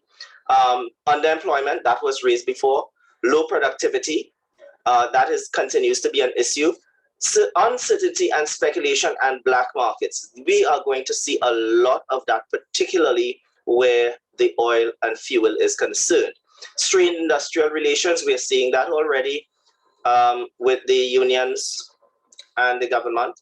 And then crime and poverty. So with that there's room to mobilize the human capital. We have the human capital base, we can mobilize it. That speaks to the job creation, and that itself will start us on that road through to transformation, diversification / transformation. I think we need to shift the discussion to transformation away from diversification. We've been hearing diversification for 6 years. Let's talk about transformation now going forward. Chair and audience, I thank you for your indulgence. Thank you, Dr. Conrad. So we move swiftly forward to Dr. Alvin, who's going to provide us with a perspective from the Tobagonian context. So Dr. Alvin Thompson holds a Master of Science in Planning and Development, and his PhD is in Geography from the University of Waterloo in Ontario, Canada. In his current work, he uses social ecological systems thinking as an entry point to study how global and local drivers of climatic and environmental change create multiple impacts and effects on coastal and social ecological systems. Relatedly, his work focuses on how governance arrangements could impede or enable adaptation to the impacts of climate change on coastal social ecological systems, particularly coastal tourism systems. His most recent publication, Challenges and Opportunities for Integrating Coastal Water Quality Management, a case study of the Bucco Reef Marine Protected Area, is published in Caribbean Geography. From 2021 to 2022, Dr. Thompson served as a postdoctoral fellow in the Faculty of Applied Sciences, Center for Interactive Research on Sustainability at the University of British Columbia in Vancouver, Canada. Currently, Dr. Thompson serves as Senior Research and Policy Consultant to the Office of the Chief Secretary in the THA, Tobago House of Assembly. Dr. Thompson, welcome.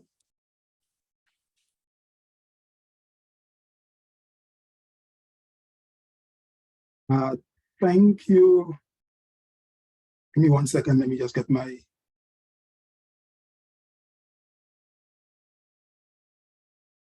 Are you hearing me? Loud and clear. Yeah. Let me just share my screen and then I'll start.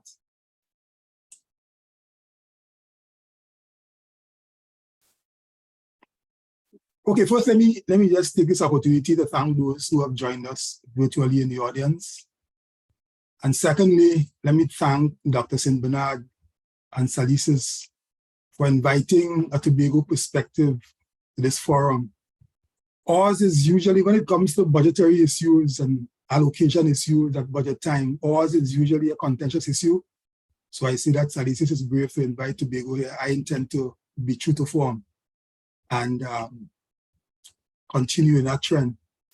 My title to my presentation is, drawing on your theme, is really institutional and fiscal constraints on social economic development in Tobago.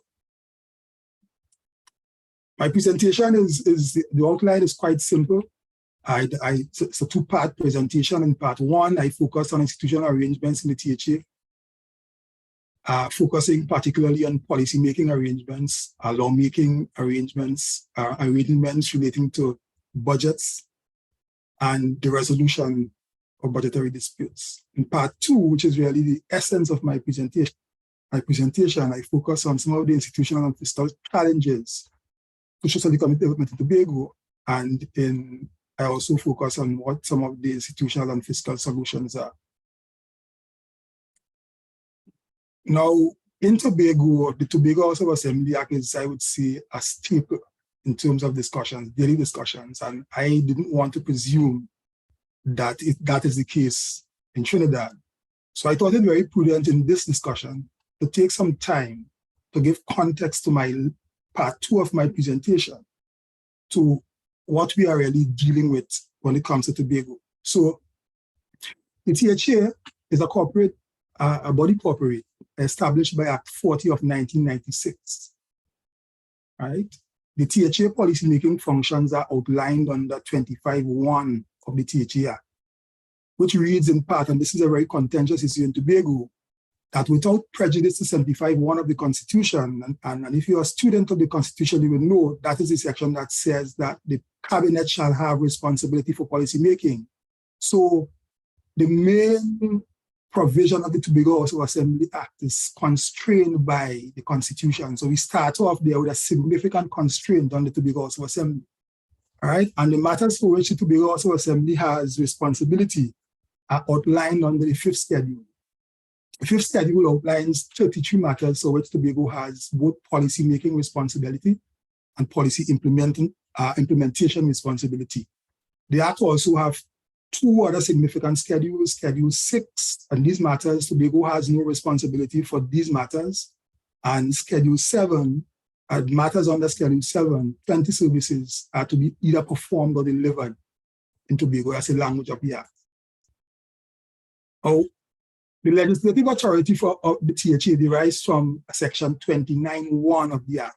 So the THA under Section 29 are allowed to formulate legislation. We call this assembly laws. There's a particular process where the THA would adopt a bill in the legislature, they would debate the bill, but then there's a process where the bill must be sent to the cabinet, cabinet take the bill to Parliament, Parliament debates the bill, and if accepted, then that law becomes an assembly law. It only has reach within the confines of Tobago. What about budgetary provisions? Part 4 of the Tobago House of Assembly Act, Section 41, subsections 1 to 5, outlines what the requirements are for the submission of estimates to the Cabinet of Trinidad and Tobago for approval. Section 43, A to E, identifies the contextual issues, and this is very important because this is a very contentious issue. The contextual issues that the Cabinet must consider in determining what the allocations of Tobago are, in a matter that is fair, a matter that is fair and practical. And this section outlined 5 key areas that I think many ministers of finance do not take the time to focus on when they are thinking about Tobago's allocations. This is one, the physical separation of Tobago from Trinidad, the isolation from our principal national growth centers, the multiply effect of expenditure. This is key because if you're following the news today, the Prime Minister has called out our Chief Secretary about allocating contracts, over 300 million to Trinidad contractors, what the Prime Minister has missed, and many people on the other side miss, is when we spend money in Tobago to do anything, much of that money leaks back into the Trinidad economy. So my colleagues in Tobago like to make the argument, and they told me, sir, when they come into this program, make the point to lucidly clear that spending in Tobago many times benefit people on the other side, Trinidad, than Tobagonians, because so much of what we consume in Tobago comes from Trinidad. All right, so when you spend in Tobago, it's not Tobagonians alone benefiting from that spend. All right, actually, some of my friends would argue that Trinidadians benefit more from the Tobago spend than us. All right. The other point is the restricted opportunities for employment and career fulfillment in Tobago. And if you live in Tobago, I am not in Tobago now. I am Zooming in this session from Canada. I've been living in Canada for some time, and I have had to leave Tobago or to pursue my own career fulfillment. All right. And as you see, at one point in time, I was enrolled at UA. All right. And the last point is the impracticability of participation by residents of Tobago in major educational opportunities and cultural opportunities in Trinidad. So, Section 44 of the Tobago House of Assembly Act has a trigger mechanism for resolving disputes. So, the Act sets up or makes provision for a commission. In this place, we call it the Dispute Resolution Commission. Whenever there's a dispute for allocations, then THA can trigger the commission, and the commission becomes constituted, and the commission deliberates on the matter that is before it, and it makes a decision. Now, the way the commission is constituted is laid out very cogently on Part 5 of the THA Act. And for the very first time, I think in about 1998, Tobago would have triggered the DRC under former Chief Secretary Rouse Charles, essentially taking the government of Trinidad and Tobago to court to say, look, at that time, prior to 98, I think Tobago received about 2% of the national budget. And Rouse decided that that wasn't adequate for the development needs of Tobago, took the government before the DRC, and the DRC ruled that the THA henceforth should receive between 4.03% and 6.9%. So when you hear these arguments in the budget about Tobago only got 4.3%, this is where it's coming from. All right. This resolution by the DRC that Tobago should receive between 4.03 and 6.9. What you would realize is that Tobago has never received anything close to 6.9. All right. So every year around June, the third week in June, the Tobago House of Assembly goes to the House, to the chamber, and the Chief Secretary presents what we call the Tobago budget. It's a big event for us in Tobago. So in June this year, the Chief Secretary did the same thing. All right. And thereafter, the members of the House enter into debate for different divisions, enter into debate on the particular allocations according to the Chief Secretary. All right. In this current budget, all right, the THA would have received 4.3% of the national budget, but the ask was closer to, I think, 5%, no, sorry, 6.9%, well, it was 6.8%, but we only received 4.3%. All right, in 22 years of allocations, Tobago has received about $40 billion, all right, of more than $1 trillion in allocations. And you would realize that that figure, that 40 billion figure over that 22-year period is really closer to 4.03% as opposed to the 6.9%. And it comes back to the point I made earlier, where successive ministers of finance have used the bottom figure from the DRC ruling to allocate for budgetary allocations to Tobago without, to my mind and to the mind of other Tobagonians, considering those 5 elements that have been outlined under Section 43 of the Tobago House of Assembly. So where do we go from there? So I think I've given a nice set the context for the next 2 slides or so, which really is the meat of my presentation. Where do we go from here? So I asked 2 questions, and then I address those questions in the next 2 slides. So what are the institutional and fiscal challenges to social and economic development in Tobago? And the next question are, What are the institutional and fiscal solutions? And I will answer those now. So challenges. So one, and I would have intimated this earlier, so there is inadequate legislative and executive control in Tobago. All right, as I said, section 25(1) is stymied by 75(1) of the Constitution that says that notwithstanding the policies that Tobago may implement, those policies are always within the confines of section 75(1) of the Constitution. All right, so what that says is that what you have is a centralized top-down national governance structure where the parliament always has control over the Tobago House of Assembly.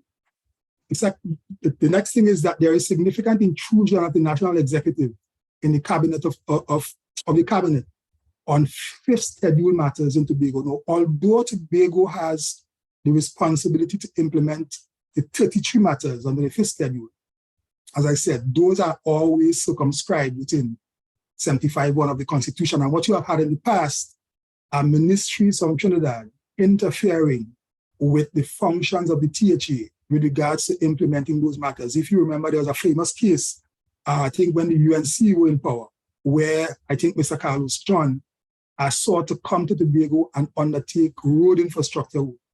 And the then Chief Secretary, Richard Charles, would have taken him to court and would have won because infrastructure works are within the domain of section 25 of the THA Act. And one of those works listed under the 33 matters for which the THA has responsibility. All right. So institutional limitations for Schedule 6 and 7 matters. As I said, the Act clearly outlines and says that the THA has no responsibility for Schedule 6 matters or Schedule 7 matters, but it doesn't mean that the THA should not have control over those matters. Some of those matters are things like immigration. All right. So although you have a small immigration department in Tobago, the THA has no control over immigration and customs on the Tobago side. All right, and Schedule 7, some of those matters are also can be delivered by the Tobago House of Assembly. And the last one is the limited lawmaking powers of the Tobago legislature. As I indicated earlier, section 29, although it gives the Tobago House of Assembly the authority to make laws, those laws must be sent before they are brought into force, must be sent to the parliament, and the parliament have to give consent to those laws, and they only have reach within the confines of Tobago. So, what are some of the solutions that we are proposing? One, there must be reform of the Constitution. Some of the matters to which Tobago are seeking control cannot be dealt with by simply amending the THA. And therefore, I think the general sentiment in Tobago is that what is happening in the parliament now, the bill that is before the parliament is insufficient, woefully insufficient.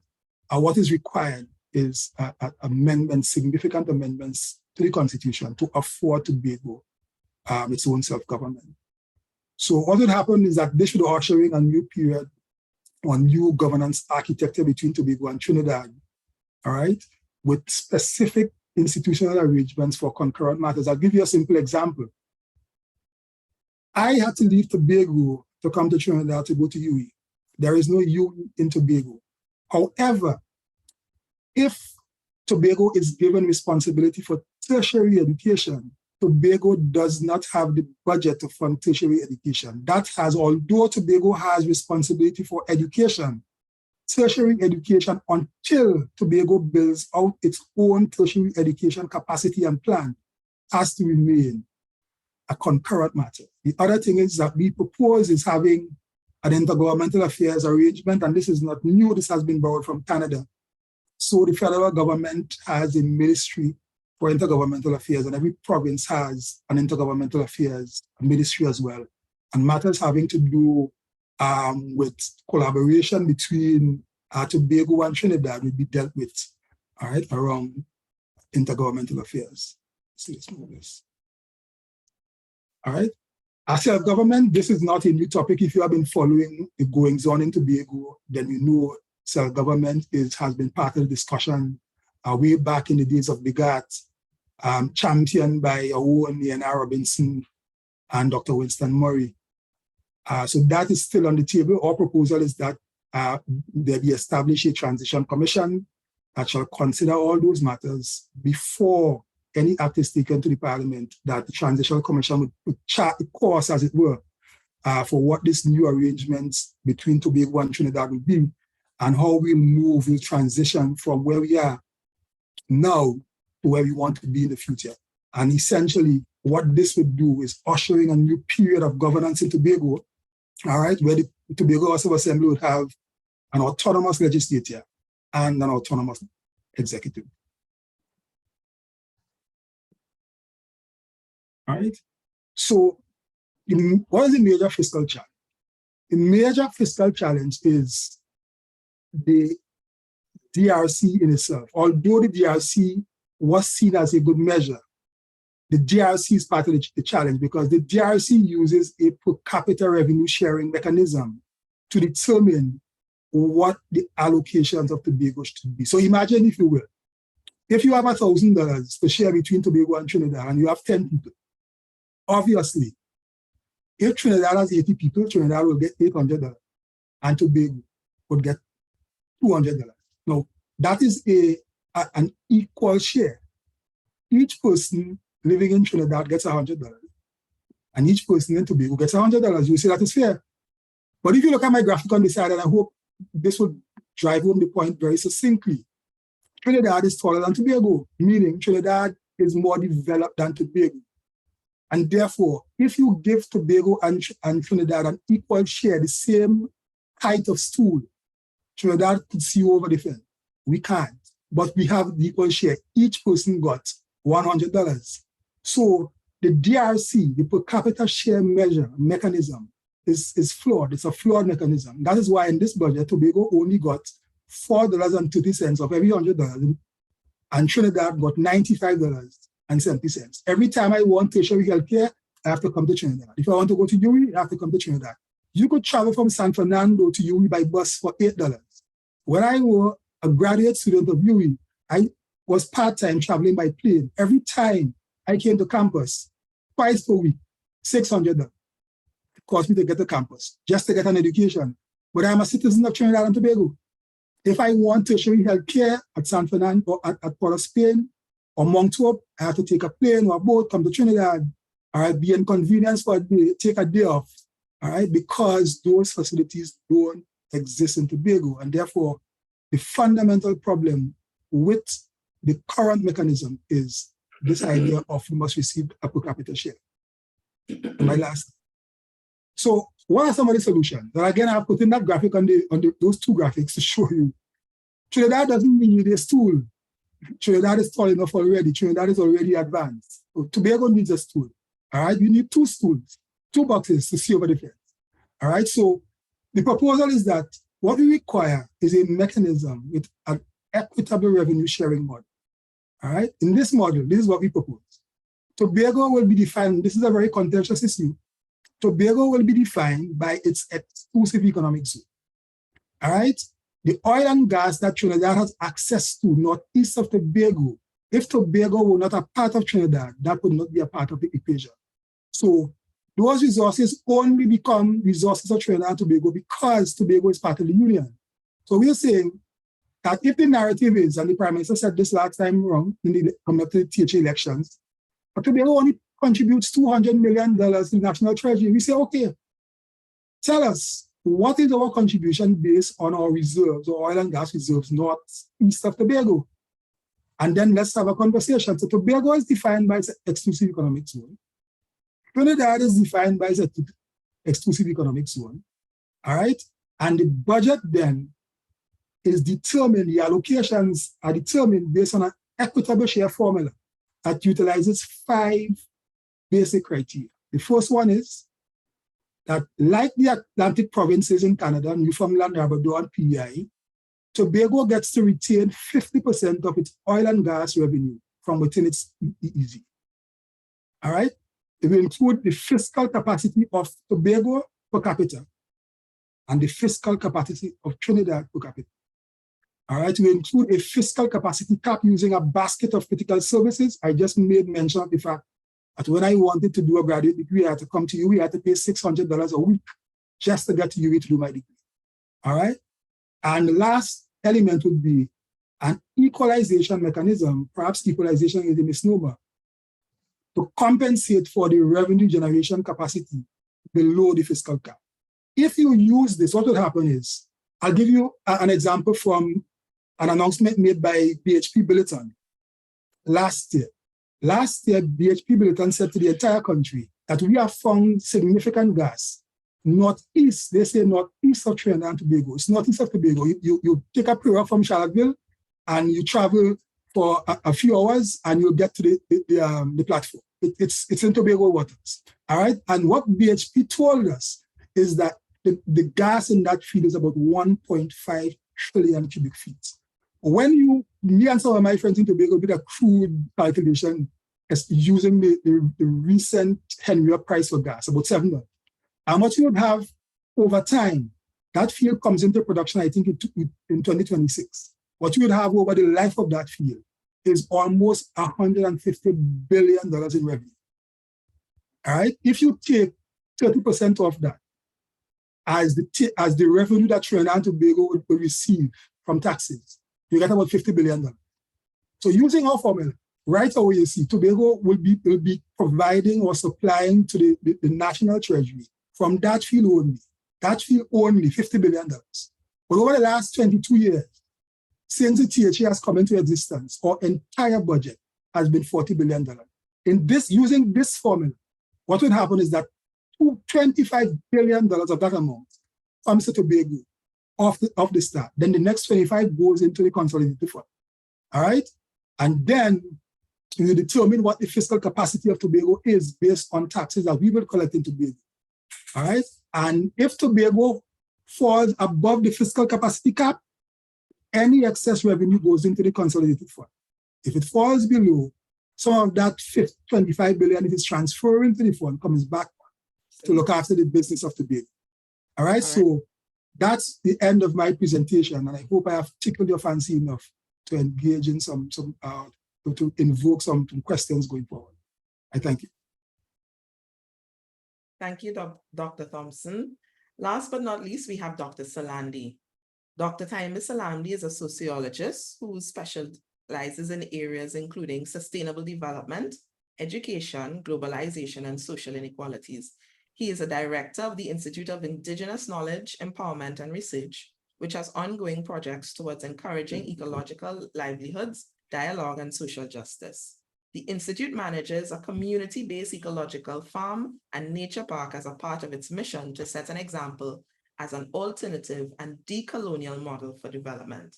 Dr. Salandi will be presenting now on as responding to the National Development Philosophy Framing in the 2023 Trinidad and Tobago budget. Dr. Salandi. Hi, good afternoon all.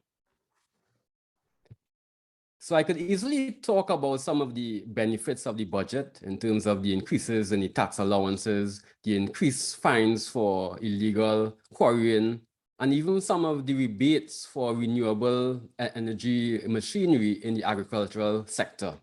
But as a sociologist, I really want to focus on some deeper aspects, such as what are some of the ideas and philosophies behind the budget, and what do the allocations to different sectors really tell us about the development priorities of the government.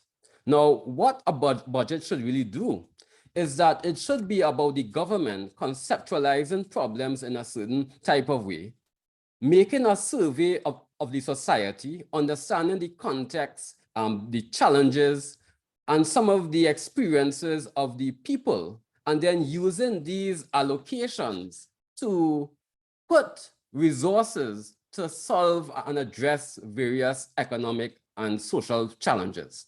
Now, even before I get to the actual content, I want to talk about the process. So according to an open budget survey, Trinidad and Tobago ranked or had a score of 7 out of 100 in terms of public inclusion into the budget process. And how many of you feel included in democracy and governance, or even specifically, how much of you feel included in the budget processes? And we have a number of budgetary forums after the budget? And to what extent do these forums and these range of perspectives that are being shared actually impact those who are in charge? So there seems to be serious issues in the lead up to this presentation of the budget. And then moving on from that, we have the actual budget process where the government comes to Parliament and presents a long budget led by the finance minister. And then, of course, the opposition responds. But how many times has the government said, well, okay, we have presented this budget, we have heard the concerns and points raised by the opposition and by members of the public. And as a result of some aspect of merit that we see in some of these arguments, we are going to make adjustments in this allocation, or we see that we may have left out something that is very important, and thus we are going to include it. I personally don't see that happening. Instead, what we have is the presentation of a budget and a fierce and often disconnected defense of that entire budget with no allowance for reasoning, modification, shift. And that to me, really speaks to the type of governance that we do. And if persons were not paying attention, or they needed more evidence that the government is out of touch and disconnected from the people, then I think that the ongoing budget discussion shows us a lot of what is really happening within those sectors. So I know that Dr. Rampersad would have covered it already in terms of the comments by government officials about coal pots and riding bikes. And if persons were going to cinema 3 or 4 times, they should only go once. So we have leaders making pronouncements and making a whole set of decisions that impacting ordinary people. And yet there seems to be a gross disconnect from the experiences and challenges that many people are undergoing. I also want to speak about budget in relation to several sectors. And I want to talk about the education sector. I want to speak about the social sector. And one of my concerns in the budget has to do with the conceptualization and the allocation that goes towards addressing social inequalities. And to start this segment, I would maybe ask Josanne to play a particular clip that I'm going to use to talk about this point. So Josanne, can you play the clip?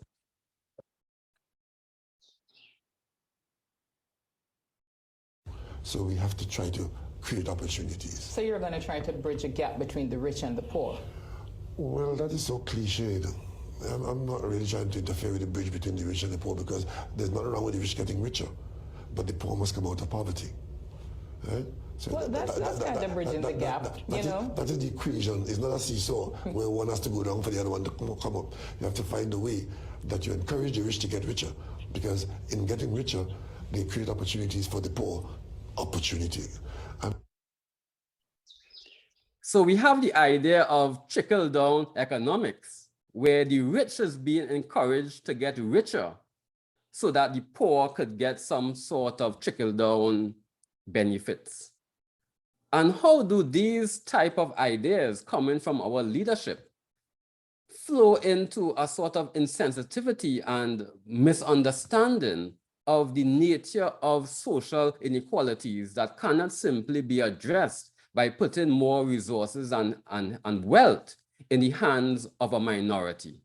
And this is particularly significant in light of a global inequality report that was released this year, 2022.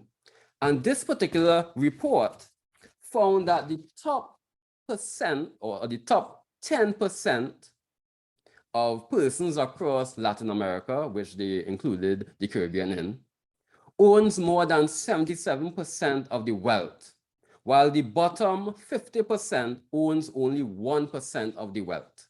And that is perhaps the other 1%.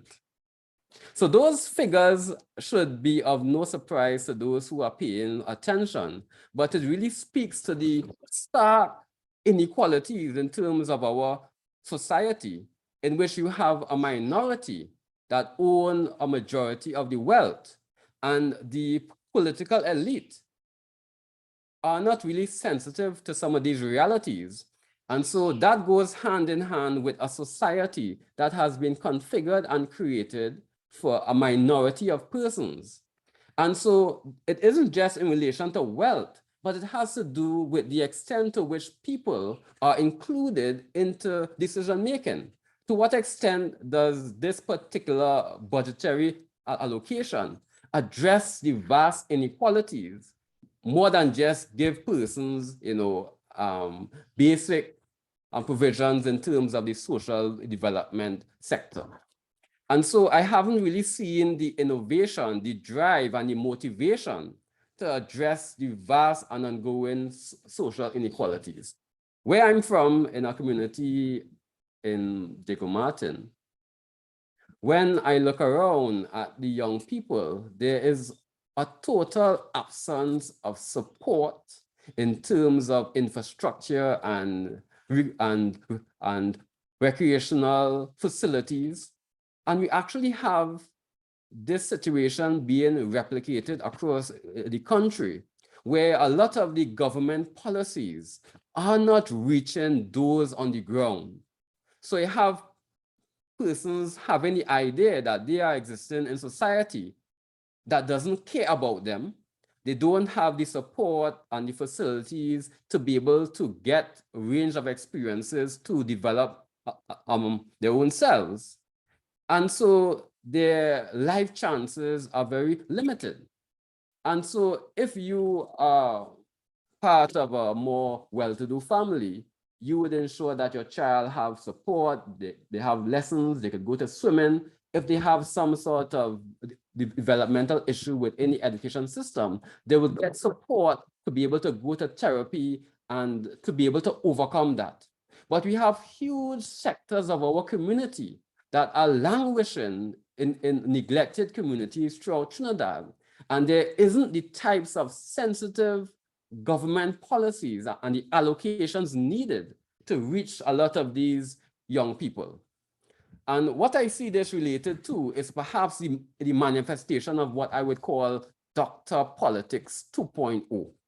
And it is the type of governance and leadership that is very top-down, that talks down to the people, that moralizes, yet at the same time doesn't see the importance of leading by example. So it should be clear that many countries across the world are in tough economic times. So globally, that is a reality. And that is not difficult for many people to understand. But yet at the same time, many citizens are being asked to pay increased taxes, to pay a higher cost of living, to make sacrifices. But where is the evidence that our leaders are leading by example and willing to do the same? How many of our political leaders drive CNG cars? How many of them would be willing to put a cap on some of the obscene tax breaks given for luxury cars for parliamentarians? So we have a total lack of sensitivity, a total absence of connection, not only by the government in power, but by the alternatives that really show little or no interest in transforming the society and shifting it away from simply a colonial era plantation style society in the interest of a minority to a type of society in which there are far more elements of inclusion. I also want to speak briefly about the education system. So we have $7.45 billion allocated to the education sector. And in a quote by the finance minister, he actually said that the education system is now modern, inclusive, accessible, and relevant, and broadly meets the development needs of our country. So I am not sure where he resides. and what rock he lives under. But certainly our education system is in a crisis. Our children has increased levels of mental health experiences and issues. And those who actually study the education system, such as Ramesh Joisharan in his book, Crime, Inequality, and Education in Trinidad and Tobago, actually do a decent job of laying out the challenges within the education system that are very different from the rosy conceptualization that has been presented by the finance minister. We also have allocations within the realms of agriculture, 1-point-something billion dollars. And part of this, which is decent, is some rebates for those who are involved in renewable energy. But there is a reality that many people, including farmers, don't like to hear. And I myself am a registered farmer.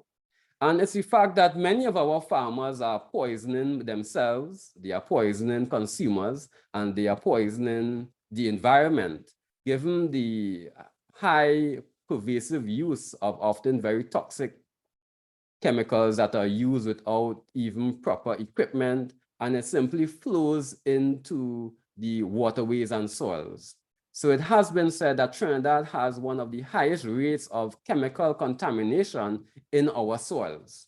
So simply spending money on agriculture without encouraging farmers to have more regenerative and sustainable practices reinforces some of the problems, within the agricultural sector. So it isn't simply enough to allocate billions to a sector, but what is this money being spent on? How does it contribute towards making people better?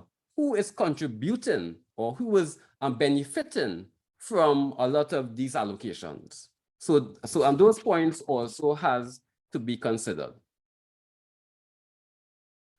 So in closing, I want to really ask questions about the nature of transformation, inclusion, and innovation within this current budget. Where is the evidence that our leaders are looking globally for some of the better examples of how to do things and trying to integrate that into our local system? So recently, I would have looked at a documentary into the education system in Finland. And Finland has really made some radical changes into their education system that would seem so very strange by how education happens in our current context. So they have moved away from homework, they are moved away from exams, and education is more a collaborative process that is directed by students according to what they want to learn. And so where is the evidence that our leaders are looking globally for those types of examples and being open to and brave enough to pioneer those sorts of innovative changes? Now, one of the implications of our style of governance and our plantation society is often the hostile attitudes towards different ideas. So once you are critiquing the government, it's because you are a member of the opposition party or you are funded by somebody who is anti-government. So over the years, successive governments have not been open to critique. They haven't been open to different views. And there's a strong way in which party officials rally around a dominant narrative in a way that really closes off alternative ideas.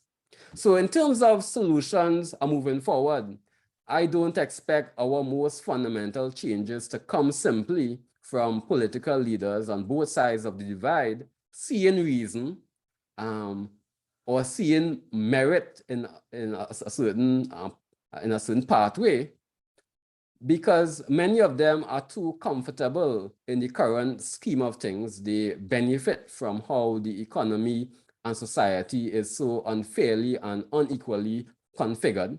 And so they have a little vested interest in pushing forward the constitutional, social, and economic changes really needed to transform our societies. And as a result of many of these very, insensitive policies, we have many people across the society hurting and feeling pain, not only by the economic challenges, but we have ongoing crises in terms of crime, mental health, education, and there hasn't really been the type of sensitivity and the type of policies needed to conceptualize, understand, and transform these realities for many of our people. So the change really has to come from civil society organizations and NGOs and groups who would have to pressure our leaders on both sides of the political divide to have ideas and agendas around development that are more bottom-up, that are more sensitive. And there is a need to address the nature of inequality in a society where you have a vast amount of wealth being limited in the hands of a minority. And when a political party comes to power, we often see a continuance of even the transfer of public resources and public spaces into the hands of the minority. Thank you for your attention. And thank you, Dr. Salandi. So we already have some questions that have been posed in the chat. And we want to group them a bit because we have some questions directed to Dr. Rouse. We have some questions directed to Dr. Stewart and Dr. Rampersad. But the tone of all of the presentations has been around transformation and equality versus equity. So some of the first questions posed were this one is particularly for Dr. Rampersad. The NACTA poll published 2 days ago, as reported in the TNT Guardian, talks about PNM will win general election easily if called soon. Provides some dissonance to the NACTA poll being highlighted in your presentation. How can we account for this tension? So that's the first question. I want to group 2 questions for Dr. Stewart. Why do we have a penchant for linking education? Sorry. So this is for Dr. Conrad. Why do we have a penchant for linking education to obtaining employment and not have our education system more in alignment with entrepreneurial mindset? Is our academics and education system failing our society? So that one is interconnected. And then for Dr. Rouse, Trinidad and Tobago has a brain drain issue that would obviously increase the aging problem and its economic challenges. Would the migration of Venezuelans help counteract this issue or worsen it? And just to add to Dr. Rouse's position for explanation, there was another comment in the chat around the solution is, Dr. Rouse's presentation demonstrated that we are dealing with an upside down pyramid, number of dependents over 60 versus the number of dependents under 15. Is the number of persons over 60 getting larger than those under 15, and the workforce is providing support for taxes, not to mention robotics, automation, AI, right-sized example, adding its influence on this equation. The top of the pyramid is bound to topple unless there is increase in taxation. Is there a need to emphasize more on entrepreneurship as a part of the solution to this conundrum? So we have some themes there coming out. So I want to ask Dr. Rampersad, Dr. Rouse, and Dr. Conrad if you'll have any comments. Thank you, Josanne, certainly. Okay, so the NACTA poll results were published in 2 newspapers. In the Guardian, we had PNM will win general elections if called soon. And in the Newsday, widespread disapproval of budget. Yes, so basically that was the essence of the Newsday, headline. There's a disconnect. Now, what I did is the popular sentiments, I tried to pull them out, or the unpopular sentiments, and the poll was reflecting that with regard to the statements in particular from the MPs, minister MPs. And that, however, spoke to the budget. The question that is being asked, and this bigger issue now of a general election, I did not go into that and who will win. I did not really go into that in my presentation. But what I would want to see is that I did highlight that winner takes it all right? First past the post, winner takes it all in the political system, so that you can be a minority government and that you can get less votes, but more seats and win an election. That's one. In the last election, that didn't exactly happen. It didn't quite happen, but it was very, very close. So the PNM got 322,250 votes, and the UNC got 309,188 votes, a difference of 13,062 votes. We don't have proportional representation here, but there have been several occasions and several general elections when the PNM got less votes combined with the other parties. And this would have happened here too, because the UNC combined with COP and there were other parties, smaller parties, would have more votes than the ruling party. So in a way, it was a minority government. Majority of people not supporting the ruling party. I'm talking about combined opposition parties, other parties. So the dynamics change, and there are a number of factors which influence elections. So while the budget was extremely unpopular, okay, and we see the poll saying, and we still have questions on the methodology of the poll, and something the UNC was raising, where were these polls undertaken, right? Who? So because we vote by seats, okay, we vote by seats. It's not votes. They win elections by seats. Where were these polls undertaken? Who were polled? And whatnot. So the methodology is not quite clear, but a number of other factors that influence elections. And the other factors would be campaign financing. And I always say, watch where the money going, and you have an idea of who's going to win. All right, certainly towards the end of the campaign. The campaign itself, how well they campaign, who the candidates are, to some extent, and the ethnic factor, which is overridingly powerful. It is the most powerful political force in the world today. John Mersheimer, political scientist. So that can be part of the explanation. All right. The unpopularity didn't just come from the NACTA poll. I didn't just get it there. I cited it as the only poll that was undertaken. But throughout the social media, throughout the mainstream media as well, articles in the newspaper, Express, Guardian, and Newsday, and the social media was rife. Those YouTube things I pulled from YouTube, and you should see the posts attached, whether it was Facebook, whether it was Twitter, whether it was YouTube. You should see the posts that were attached to bloggers, and the calypso that came out of it. So the popular sentiments, or I call it unpopular perceptions, was there, is there. There is no two ways about it. This is how the ground feels. David rather say we don't vote like we party. And this unpopular sentiment transcended the racial Rubicon. Regardless of race, religion, class, or creed, the sentiment was that the people weren't happy with the budget, and they were happy with a lot of things in the budget, some of which I highlighted. Okay, so that was very, very clear coming out of the feel from the ground. I think Rudolph asked the question about how can you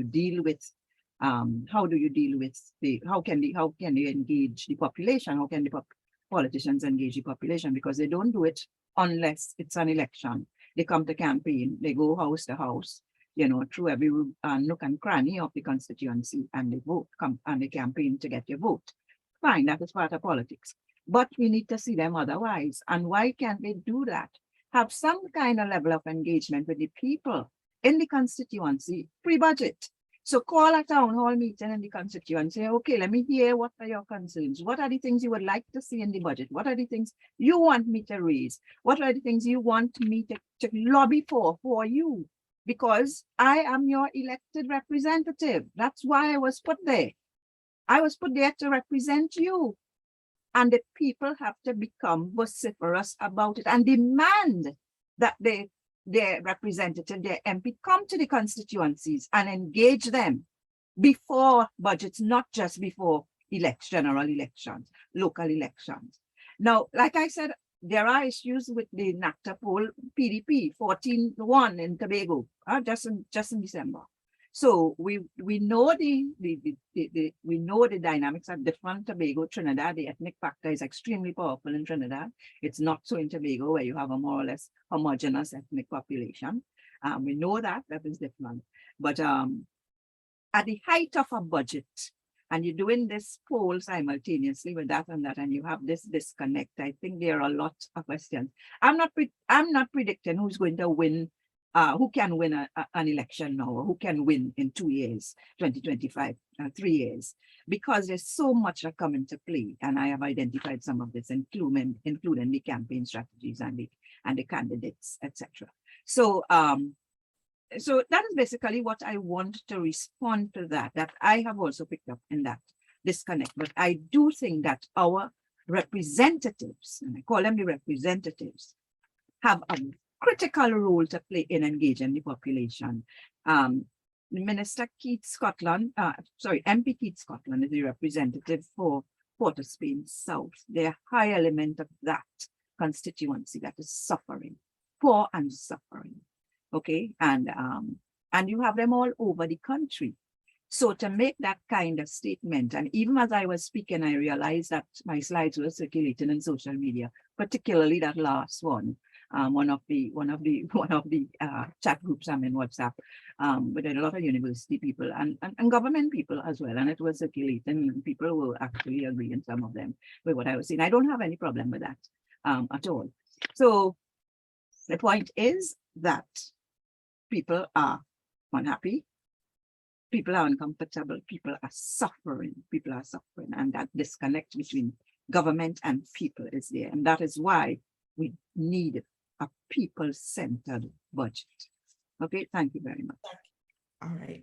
So I want to get Dr. Rouse and Dr. Conrad quickly to respond to the two questions, because I think Dr. Rampersad would have brought in some of the issues that Dr. Salandi would have raised in terms of ensuring that persons are able to have representation in the budget. So Dr. Rouse, if you could do 2 minutes on the response. Sure. Concerning the brain drain was the first one, and the whole possibility of involving Venezuelan migrants. What we have to bear in mind, and this is not only for Trinidad and Tobago, but even for the developed world, culture plays an intrinsic role in terms of aging and where caregiving. Because I think inferred in your question was the whole element of that support, that social support given in caregiving. What I always do, those of us who are social scientists know that we know what we mean when we say a SWOT analysis to be done. And to every threat, I see opportunity. We are going through, and I want everyone to understand, it's not Trinidad and Tobago alone, the whole globe, but let us hone in to the Caribbean. We are going through a tectonic shift at levels, and it is hitting everybody from where they stand.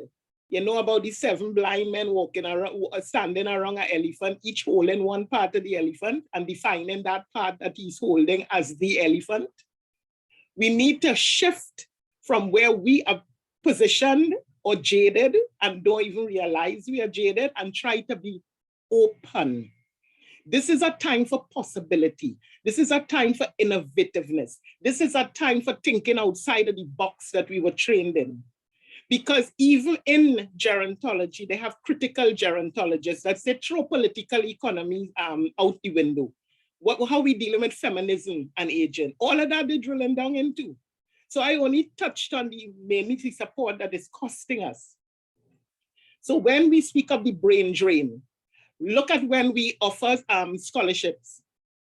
There's nothing in a scholarship asking for geriatricians, because we, the baby boomers who are occupying the critical mass of the population, when we were babies, that is what ushered in pediatrics to deal with the baby issues. All of us now are old, and we're using old guardedly. Where the geriatrician, there's no degree in the Caribbean for geriatric care or gerontology. You had to go abroad. And abroad, those countries are getting old after being rich. We are getting old faster than we are getting rich. So this has become an economic issue. So let us remove all the fluff and getting into the characters and the players. This is a drama. Ageism is also the countervailing force. So with your child, if you even said it, do you want to study geriatrician or to be a geriatrician? They would ask you, Gero, who? Because these old people don't live their life, they're ready to die. Really? When that is a whole pool. So if we even, before we even involve the Venezuelan migrants, which is a cultural shift, we have to acculturate them. But even before that, what are we doing? Because we're dealing with cost here. How can we attenuate or diminish our costs? Here we have a whole heap of retirees, 250,000 of them outside. Some working, yes, and some have their own. However, what America and some of the countries are discovering, if you use the 60 to 74 to see about caregiving of the 85s and over, do you know there's a synergy with that? And it is making inroads because they understand the historical cohorts that they come from. So it is an ease for them. Are we involving male caregivers? Where the men? All of these are gaps because we are jaded by, I don't want my son to do nursing. I don't want my son to be a geriatrician. You had to check your head, check yourself, and check how we are maybe unintentionally profiling. Look at the politicians, they all age, I think most of them over 60, except for now bringing in the new ones, the youth that have to come in and be acculturated to what are the needs on the ground. So also I have a thing about what these scholarships are given for. All right. We do not have it merged, matching where the demand is. So people are studying what their father, grandfather, what their parents would like, and it's not connected to where the demand is on the ground, so they migrate. And that's where the brain drain is. And I think I kind of touched on the second question because we are upside down, as he said, but it's more barrel shaped. But what we have to understand is, and I must make this point, I forgot it in my first break, just give me that 1 minute. The dependency ratio, social scientists have realized, is flawed because where the workplace, do you know what is the most vulnerable cohort in Trinidad and Tobago right now in terms of from the epidemiological standpoint? The 20 to 49, they are the ones that making up the waiting list for kidney failure. They are the ones who have HIV/AIDS in the female, vehicular accident that have them maimed or dead in the Indo population, Indo male, Afro male, incarceration, drug abuse, homelessness, and the employee, the chain goes on.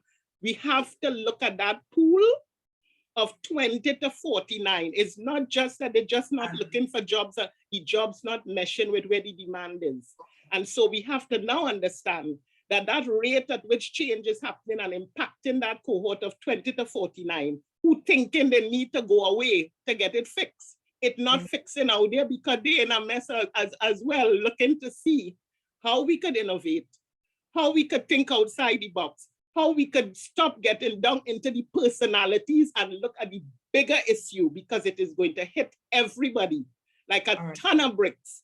Even a thing, and I must say this because I encountered yesterday, the whole question of funerals and the burials and the space for burials, and because we still holding on to our religious views, we still holding on to our ethnicities, because we do have homes, but the Muslims have their homes, the Chinese have their homes, the Syrian Lebanese have their homes, and so the majority of homes are Afro and Indo-Hindu and some Christian Presbyterians.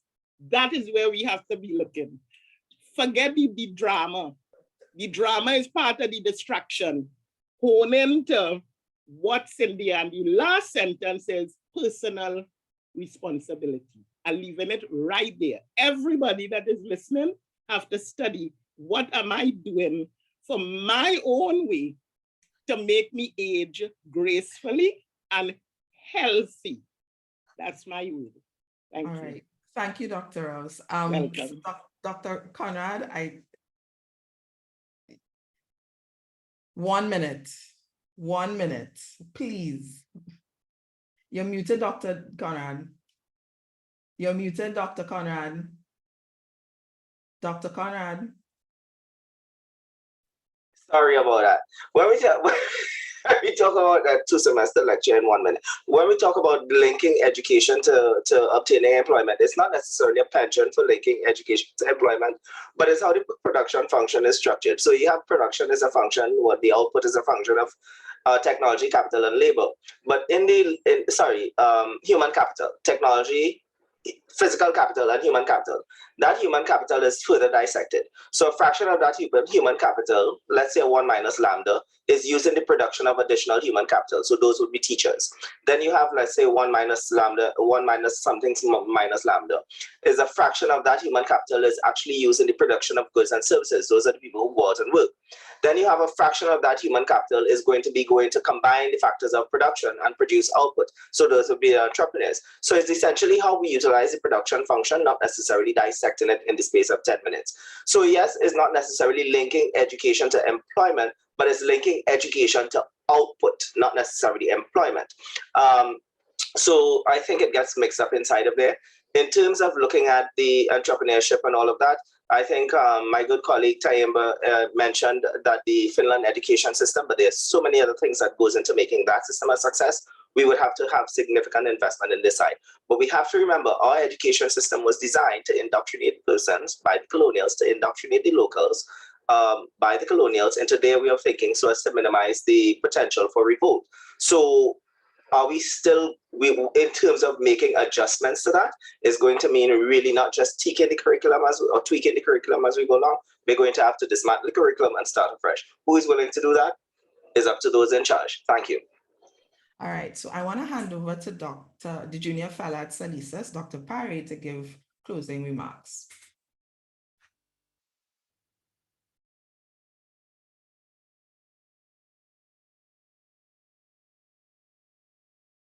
You are muted, Doc. Yes, I just realized. Thank you. Good afternoon, everyone. So I have the pleasure of delivering the vote of thanks for today's event.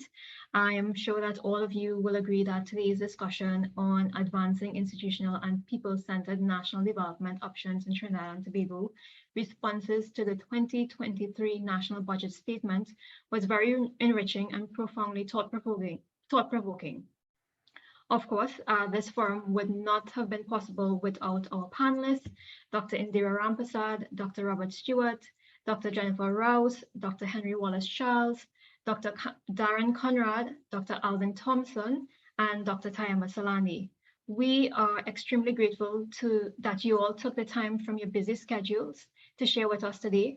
Thank you to each of you for your contributions to the topic and your insights on what people-centered national development for both Trinidad and Tobago entails.